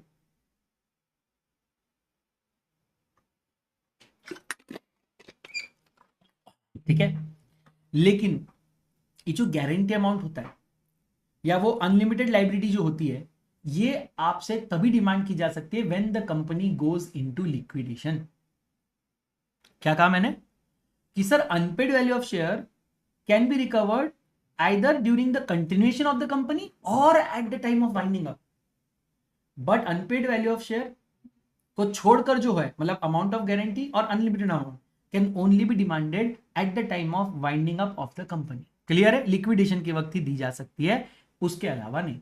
तो सर अगर कंपनी चल रही है और अगर मेरे को पैसों की जरूरत है तो मैं शेयर इशू करके अनपेड वैल्यू ऑफ शेयर मंगवा सकता हूं, लेकिन अगर मुझे पैसों की जरूरत है, कंपनी चल रही है लेकिन पैसों की जरूरत है, और अगर मैं लोगों को डेट नहीं पे कर पा रहा हूं, तो मुझे कंपनी बंद करनी पड़ेगी, लिक्विडेशन में जाना पड़ेगा, और लिक्विडेट करने के बाद मैं अमाउंट ऑफ गारंटी या अनलिमिटेड अमाउंट के लिए रिस्पॉन्सिबल हो जाऊंगा और मुझे पेमेंट करना पड़ेगा। सो गारंटी अमाउंट और unlimited amount can not be asked by the member while the company is still going on. Clear?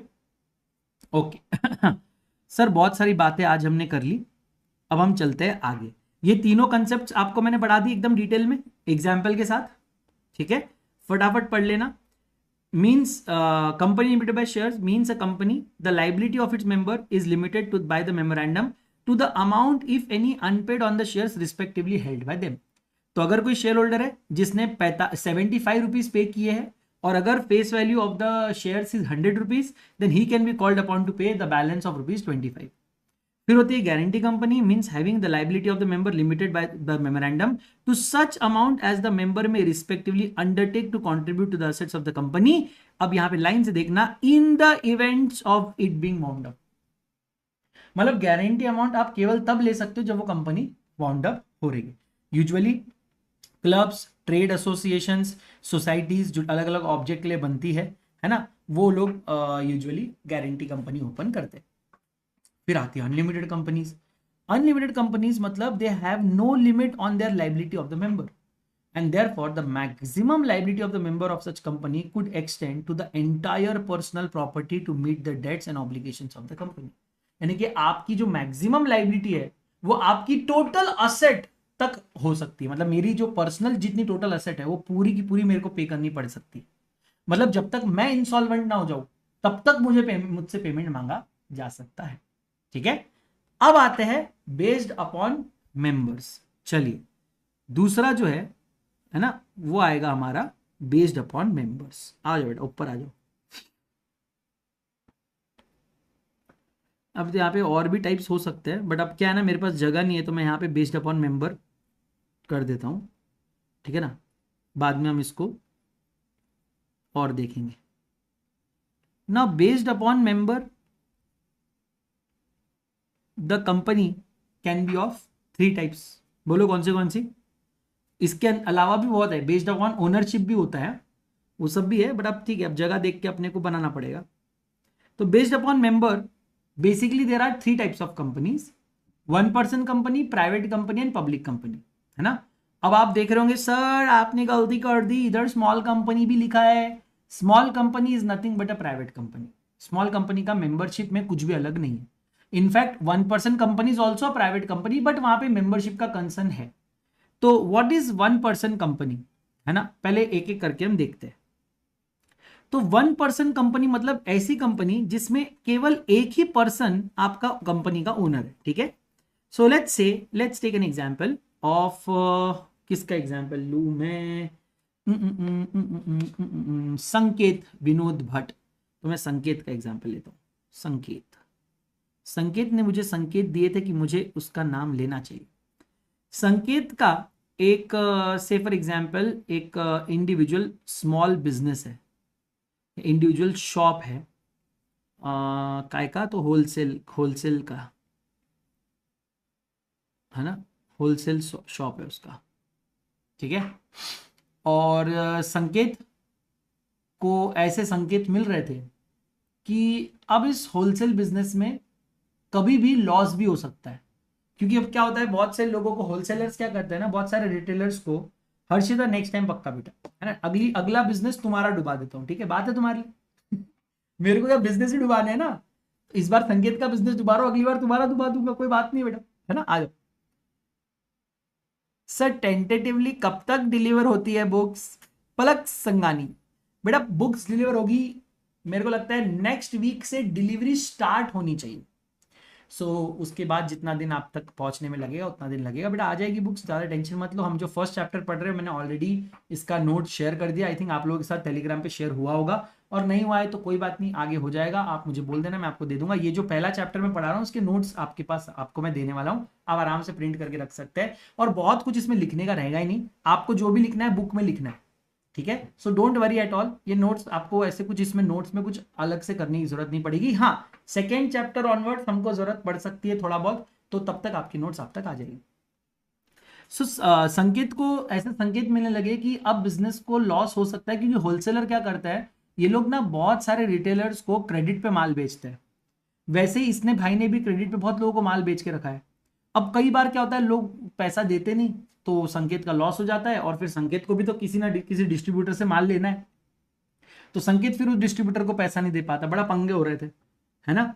हाँ, बुक का पीडीएफ बेटा टेलीग्राम पे डाला है मैंने, कल जतिन सर को दिया तो था, मैं एक बार उनसे बात करता हूँ, उन्होंने टेलीग्राम पे डाला या नहीं, मैं उनसे बात करता हूँ। नहीं नहीं, अरे टेलीग्राम पे डल जाएगा शायद, आपको लिंक मैं आजकल में सारे लिंक शेयर हो जाएंगे आपको, डोंट वरी। तो संकेत को एक दिन उसकी एक फ्रेंड ने बताया, लेट्स से उसके फ्रेंड का नाम था पलक, सीए पलक, पलक तक चल, है ना, सीए पलक। सीए पलक ने एक दिन अपने दोस्त संकेत को बोला कि भाई तू बहुत बड़ा रिस्क ले रहा है। तो पहले तो संकेत का दिल टूट गया कि पलक ने भाई बोल दिया, बट कैसे तो भी उसने अपने दिल को मनाया कि चल ठीक है, बोल तो सही रही है, वैसे भी रक्षाबंधन आ रहा है।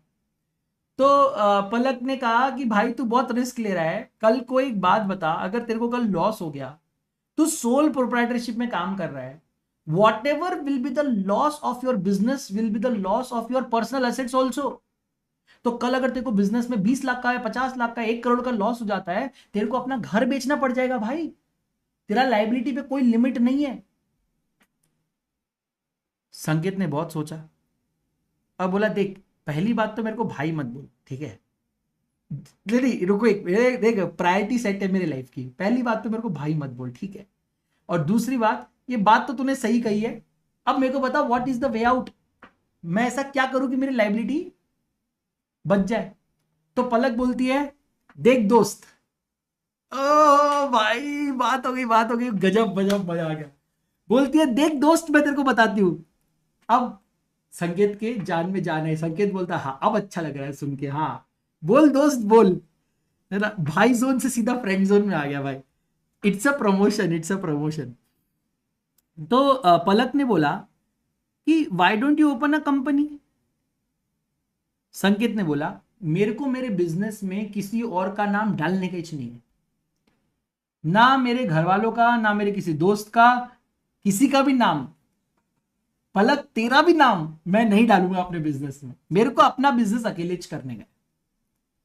तो पलक ने कहा अरे दोस्त मेरे, इसका भी ऑप्शन है। क्या ऑप्शन है? तू एक काम करना, तू 1% कंपनी खोल ले। अभी 1% कंपनी क्या होती है यार? ये जो 1% कंपनी होती है ना, इसमें केवल 1 मेंबर होता है, ओनली 1 मेंबर, 1 ओनर होता है। और इसको कंपनी होने के सारे बेनिफिट मिल जाते हैं, जैसे limited liability, perpetual succession, separate legal entity. वो सारे कंपनी होने के बेनिफिट आपको मिलेंगे।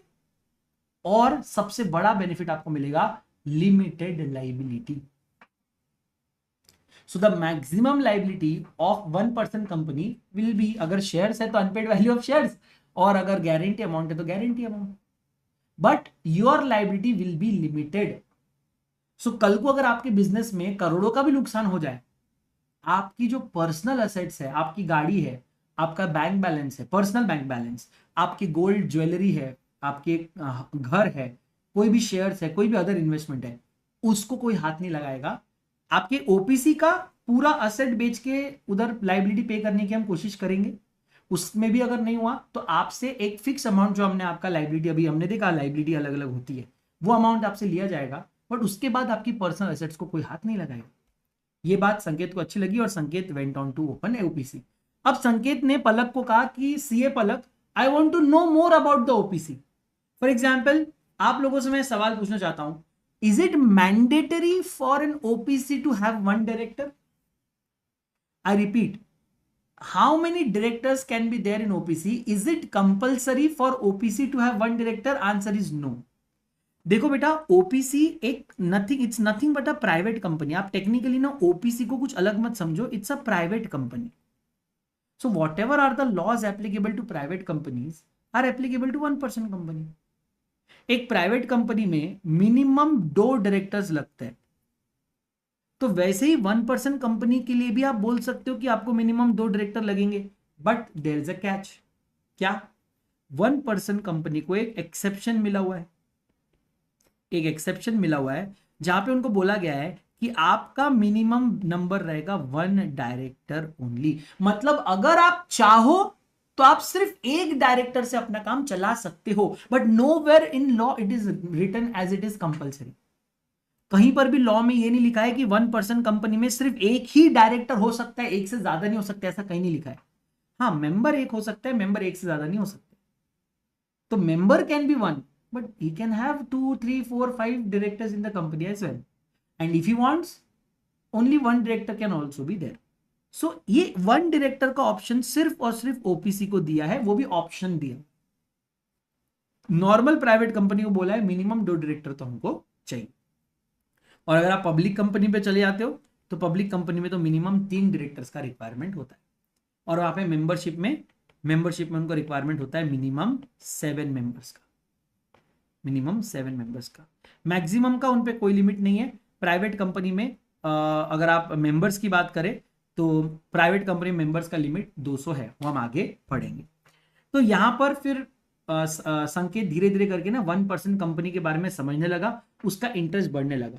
Sir, I am preparing for September 25 attempt, I want to buy the subscription but I am confused that buy it now or in Jain. अब September 25 के लिए आप अगर अब बेटा देखो, मैं आपको एक बात बताता हूँ, not much is going to change. This batch is already aiming for May 25. I think you can cover up your syllabus first, earlier, and then invest time in revisions and writing practice. ये जो class होता है ना, ये एक ही बार करना होता है। सो अगर आप बाद में क्लास खरीदोगे, मुझे कोई प्रॉब्लम नहीं है, ठीक है, बट अभी से लेके वो बाद तक आप क्या करोगे? कुछ नहीं, हो गया टाइम वेस्ट। उससे अच्छा बैच अब अभी कर लो, खुशी है ना। और उसके बाद का टाइम आप revisions, writing practice, paper solving और बहुत सारी चीजों में इन्वेस्ट कर सकते हो। और आपका एक कॉन्फिडेंस भी रहेगा कि भाई सारी क्लास हुई भी है, मेरे को कॉन्फिडेंस है। तो I will always recommend to go for this batch. बाकी चॉइस आपका है, ठीक है। तो साकेत ने बोला और बताओ मेरे को 1% कंपनी के बारे में और बताओ। तो पलक कहती है कि आपको ना एक नॉमिनी का नाम मुझे बताना पड़ेगा। किसका नाम? नॉमिनी का नाम। अब ये नॉमिनी कौन है? साकेत बोले मैं बोला ना मेरे को पार्टनर नहीं रखने का है। तो पलक बोल रही है पार्टनर नहीं है, अगर आपकी अनटाइमली डेथ हो जाए तो आपकी कंपनी के साथ क्या होगा? कंपनी तो परपेचुअल सक्सेशन पे रहती है ना। तो this nominee will take over and nominee will become the new member of your OPC. तो संकेत ने बोला ठीक है चलो मैं अपने पापा का नाम रख देता हूं एज अ नॉमिनी, है ना भाई। देखो ये कोई शर्माने वाली बात नहीं, हम हर इंश्योरेंस पॉलिसी में, बैंक अकाउंट में, फिक्स डिपॉजिट रिसीट में, हर जगह हमको हमारे नॉमिनी का नाम लिखना पड़ता है। तो हमने यहाँ पे भी नॉमिनी डाल दिया, who will take over the company in the event of death of the member. फिर सवाल पैदा हुआ who can become a member, ठीक है। तो अब ये सारी चीजें मैं आपको सेकेंड चैप्टर में पढ़ाने वाला हूं, ये this is not a part of first chapter. मैं आपको बता रहा हूं क्योंकि मुझे पता है आप लोग फाउंडेशन में पढ़ के आए हो, इसलिए मैं आपको बता रहा हूं। सब फिर सवाल आया who can be a member. तो पलक ने कहा only a natural person who is an Indian citizen whether resident in India or otherwise, यानी नॉन रेसिडेंट भी रहा तो भी चलेगा। तो सर नेचुरल पर्सन होना चाहिए, यानी कि उसका नेचुरल जन्म होना चाहिए, मम्मी पापा और फिर बेबी, मतलब टेस्ट ट्यूब बेबी भी चलेगा, लेकिन उसका जन्म लिया हुआ इंसान होना चाहिए। इंडियन सिटीजन होना चाहिए, मतलब जॉन, जैकब, यिन योन नहीं चलेगा।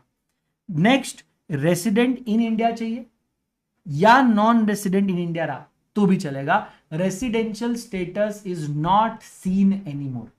रेसिडेंशियल स्टेटस के लिए a person should be in India for 120 days or more during immediately preceding financial year.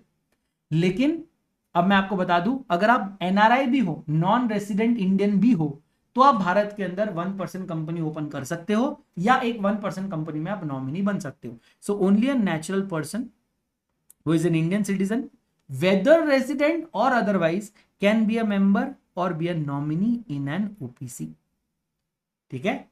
Next sir आप at one given point of time how many OPC can you own, मतलब आप अगर एक बंदे हो, से फॉर एग्जाम्पल मैं बात करता हूं शहन की, शाहीन की, शाहीन नाम है शायद, ऐसा मैं, शाहीन गोयल, अगर मैं प्रोनाउंस गलत कर रहा हूं तो शाहीन भाई बता देना।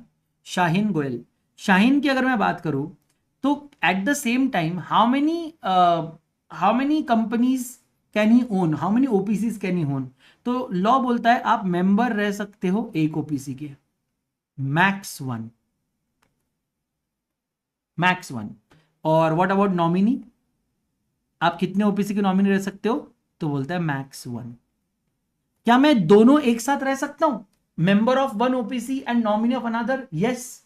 तो शाहीन का अपना खुद का ओपीसी है, शाहीन ओपीसी है, उसमें वो मेंबर है, ठीक है। और से फॉर एग्जांपल मिस्टर एक्स का एक ओपीसी था, उसमें वो नॉमिनी था, मिस्टर एक्स ओपीसी में वो नॉमिनी था, ठीक है। जैसा कि आपको नाम सुन के लगा होगा मिस्टर एक्स की डेथ हो गई, टपक गया वो ना। ऐसे में who will become the new member of this OPC? Mister x की डेथ के बाद Shaheen will become the member.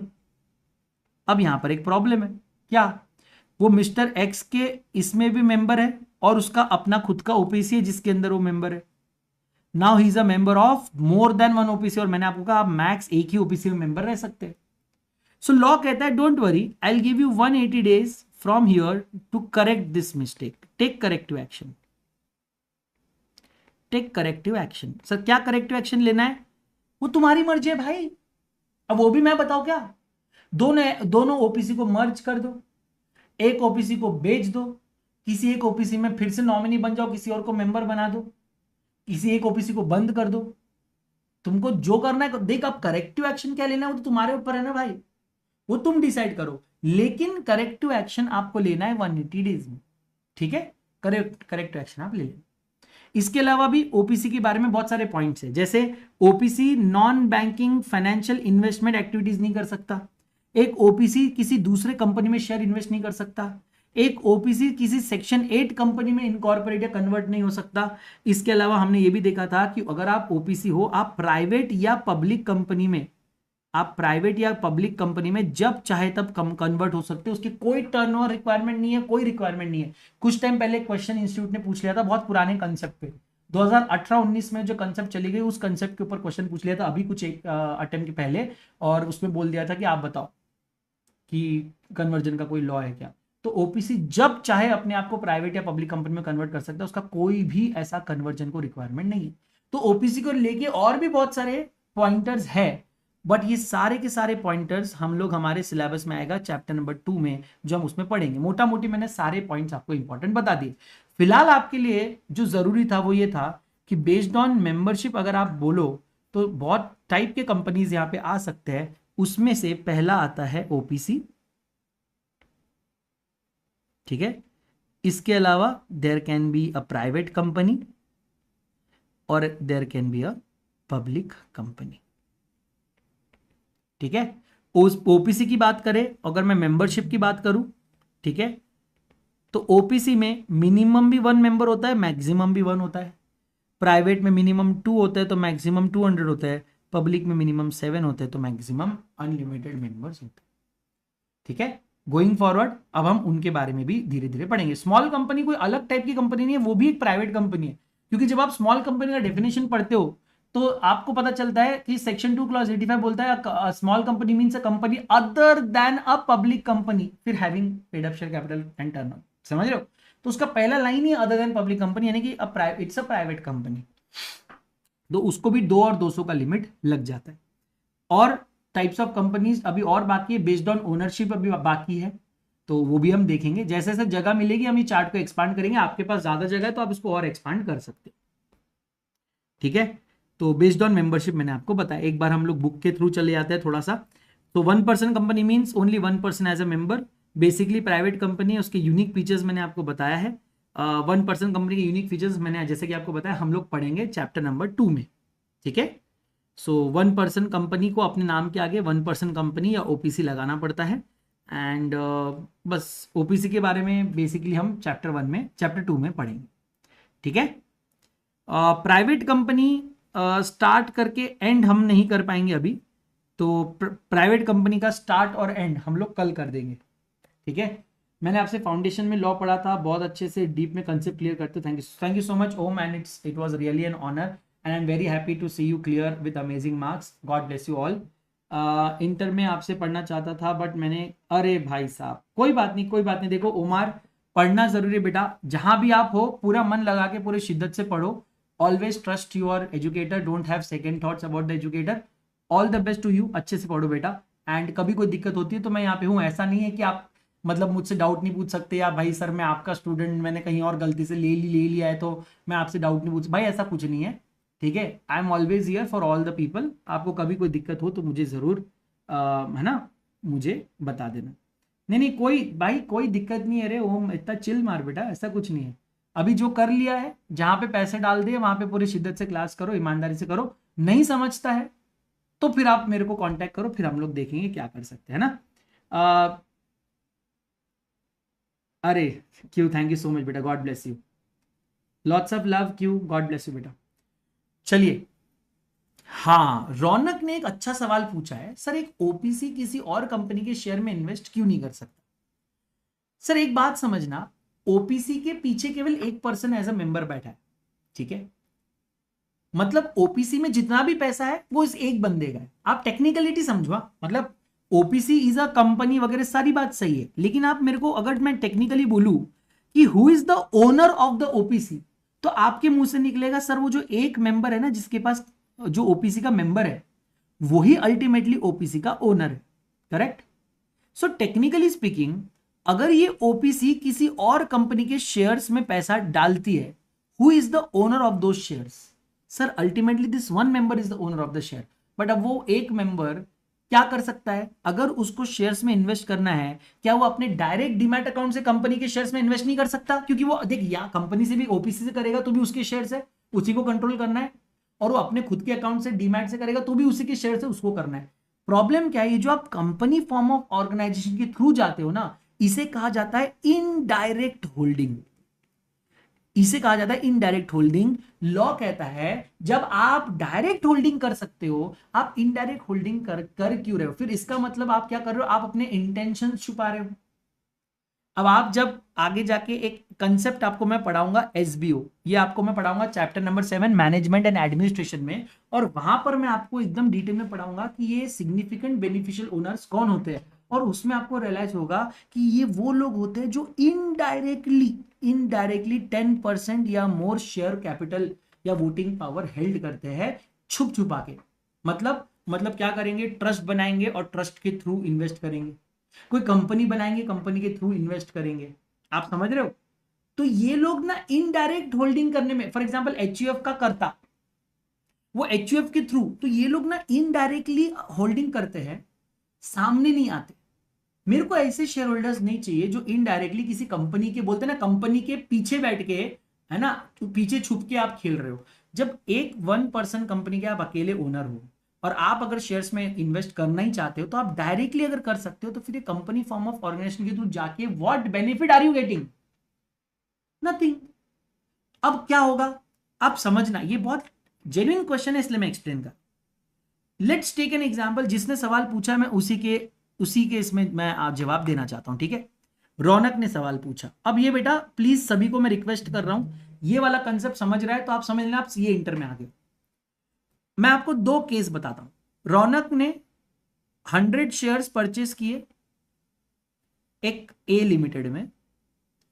इस शेयर पे अनपेड वैल्यू था, से for example 100 shares of ₹1000 each के थे, ये 1000 ईच, ₹200 पेड अप। मतलब इस हर एक शेयर पे 800 रुपीज ईच अनपेड था। तो इसका लाइबिलिटी कितना था? 100 into 800 was the unpaid value of the shares. अब क्या हुआ, कल को अगर ए लिमिटेड लिक्विडेशन में गया तो डायरेक्ट यहां पे 100 इंटू 800 रौनक से ले लिए जा सकते हैं, लेकिन रौनक ने दिमाग लगाया। रौनक ने पहले एक ओपीसी बनाई, ठीक है, और ओपीसी में उसने फुल्ली पेड अप शेयर ले लिए, से for example 100 shares of ₹10 each, fully paid up, ठीक है। और ये ओपीसी के शेयर्स है, रौनक के पास फुल्ली पेड अप शेयर्स है, ठीक है, ओके। और ओपीसी में कुछ और बिजनेस था, कहीं और से पैसे भी आए थे। अब ओपीसी के थ्रू उसने ए लिमिटेड के शेयर्स परचेस किए। अगेन मैं सेम शेयर्स परचेस कर रहा हूं, 100 shares of ₹1000 each, ₹200 paid up. Now let's suppose ये कंपनी लिक्विडेशन में चली गई, ठीक है, यहां पर भी और यहां पर भी ये कंपनी लिक्विडेशन में चली गई। यहां पर क्या होगा, आप मिस्टर रौनक से डायरेक्टली 100 इंटू 800 क्लेम कर सकते हो। बोलो ट्रू और फॉल्स। तो आपने 80,000 रुपए क्लेम कर लिए रौनक से डायरेक्टली, क्योंकि डायरेक्ट होल्डिंग है आपका। यहां पे यही 80,000 रुपए क्या आप डायरेक्टली रौनक से ले सकते हो? नहीं, Raunak is not the investor. OPC of Raunak is a separate legal entity, it's a company is a investor. तो आप ये 80,000 कंपनी से मांगने जाए, कंपनी बोली मेरे पास पैसा नहीं है, मैं भी लिक्विडेट हो रहा हूं। जैसे आप कंपनी हो ए लिमिटेड, वैसे मैं भी कंपनी हूं ओपीसी। जैसे आप अभी लिक्विडेट हो रहे हो, मैं भी लिक्विडेट हो रहा हूं, मेरे पास नहीं है पैसे, लिक्विडेट। अब ये कंपनी लिक्विडेट होगी तो यहां तो आपके पास फुल्ली पेड अप शेयर थे। What is the liability of Raunak in this case? ₹0। अब आप देख रहे हो कि सेम पैसा इन्वेस्ट किया है, एक डायरेक्ट किया तो 80,000 पे करना पड़ रहा है, इनडायरेक्ट किया तो 0। तो अगर आप ऐसा अलाउ कर दोगे कि 1% कंपनी खोल के शेयर इन्वेस्ट करो, तो लोग सबसे पहला काम करेंगे 1% कंपनी ओपन करना, और उस 1% कंपनी से जहां चाहे रिस्की इन्वेस्टमेंट करके बैठेंगे। जिस दिन ऐसा लगा कि फटने वाला है, हाथ खड़े कर दिए कंपनी। अच्छा, रौनक की क्रेडिबिलिटी खराब भी नहीं होती। यहां पे रौनक ने अगर हाथ खड़े कर दिए तो रौनक को इंसॉल्वेंट बोला जाएगा, यहां तो रौनक को इंसॉल्वेंट भी नहीं बोला जा रहा। रौनक बोलेगा मैं इंसॉल्वेंट नहीं हूं, ओपीसी इंसॉल्वेंट है, मैं तो परफेक्टली फाइन हूं। सो देयरफॉर अल्टीमेट लॉस होगा ए लिमिटेड के क्रेडिटर्स का, जो ए लिमिटेड के लेंडर्स है उनका नुकसान होगा, और हम नहीं चाहते ऐसा नुकसान हो। इसलिए हमने ओपीसी को बोला भाई ओपीसी से आप कोई भी तरह की इन्वेस्टमेंट एक्टिविटी नहीं कर सकते। बोला ना, कोई भी non banking financial investment activities में वो इन्वेस्ट नहीं कर सकता, ना ही रिसीव कर सकता है, और ना ही वो किसी शेयर्स में किसी और कंपनी के इन्वेस्ट कर सकता है, बिकॉज हमें पता है आप क्यों ऐसे इन्वेस्टमेंट कर रहे हैं, फ्रॉड के चक्कर में। समझ में आ रहा है? ये तो अभी स्टार्ट है बेटा, अभी इंटरमीडिएट में ऐसे ऐसे कंसेप्ट पढ़ाऊंगा, मजा आ जाएगा आपको, है ना? बहुत अच्छे। अब इसी के लिए एक सवाल मैं आपसे पूछता हूं और आज का आपको होमवर्क देके क्लास एंड करता हूं। Can OPC be a holding or a subsidiary company? Can OPC be a holding or a subsidiary company? With this question, let me end today's class. I'll see you tomorrow at 12:45 p.m. sharp. Please bring your brains and calculator together, because I have brain, I have calculator, but still I don't know maths. So you'll have to help me with for that. Thank you so much. God bless you all. Lots of love. See you in the next one. God bless you all. Thank you so much for your precious time. Lots of love. Wish you all the best. जहां से भी कर रहे हो, जैसे भी कर रहे हो, wish you all the best for that. I'm always here for you, each and every one of you. If you need any help, always reach out to me. Bye bye. God bless you. Please don't forget to like, comment, share, and subscribe. Thank you so much. Bye bye. Thank you.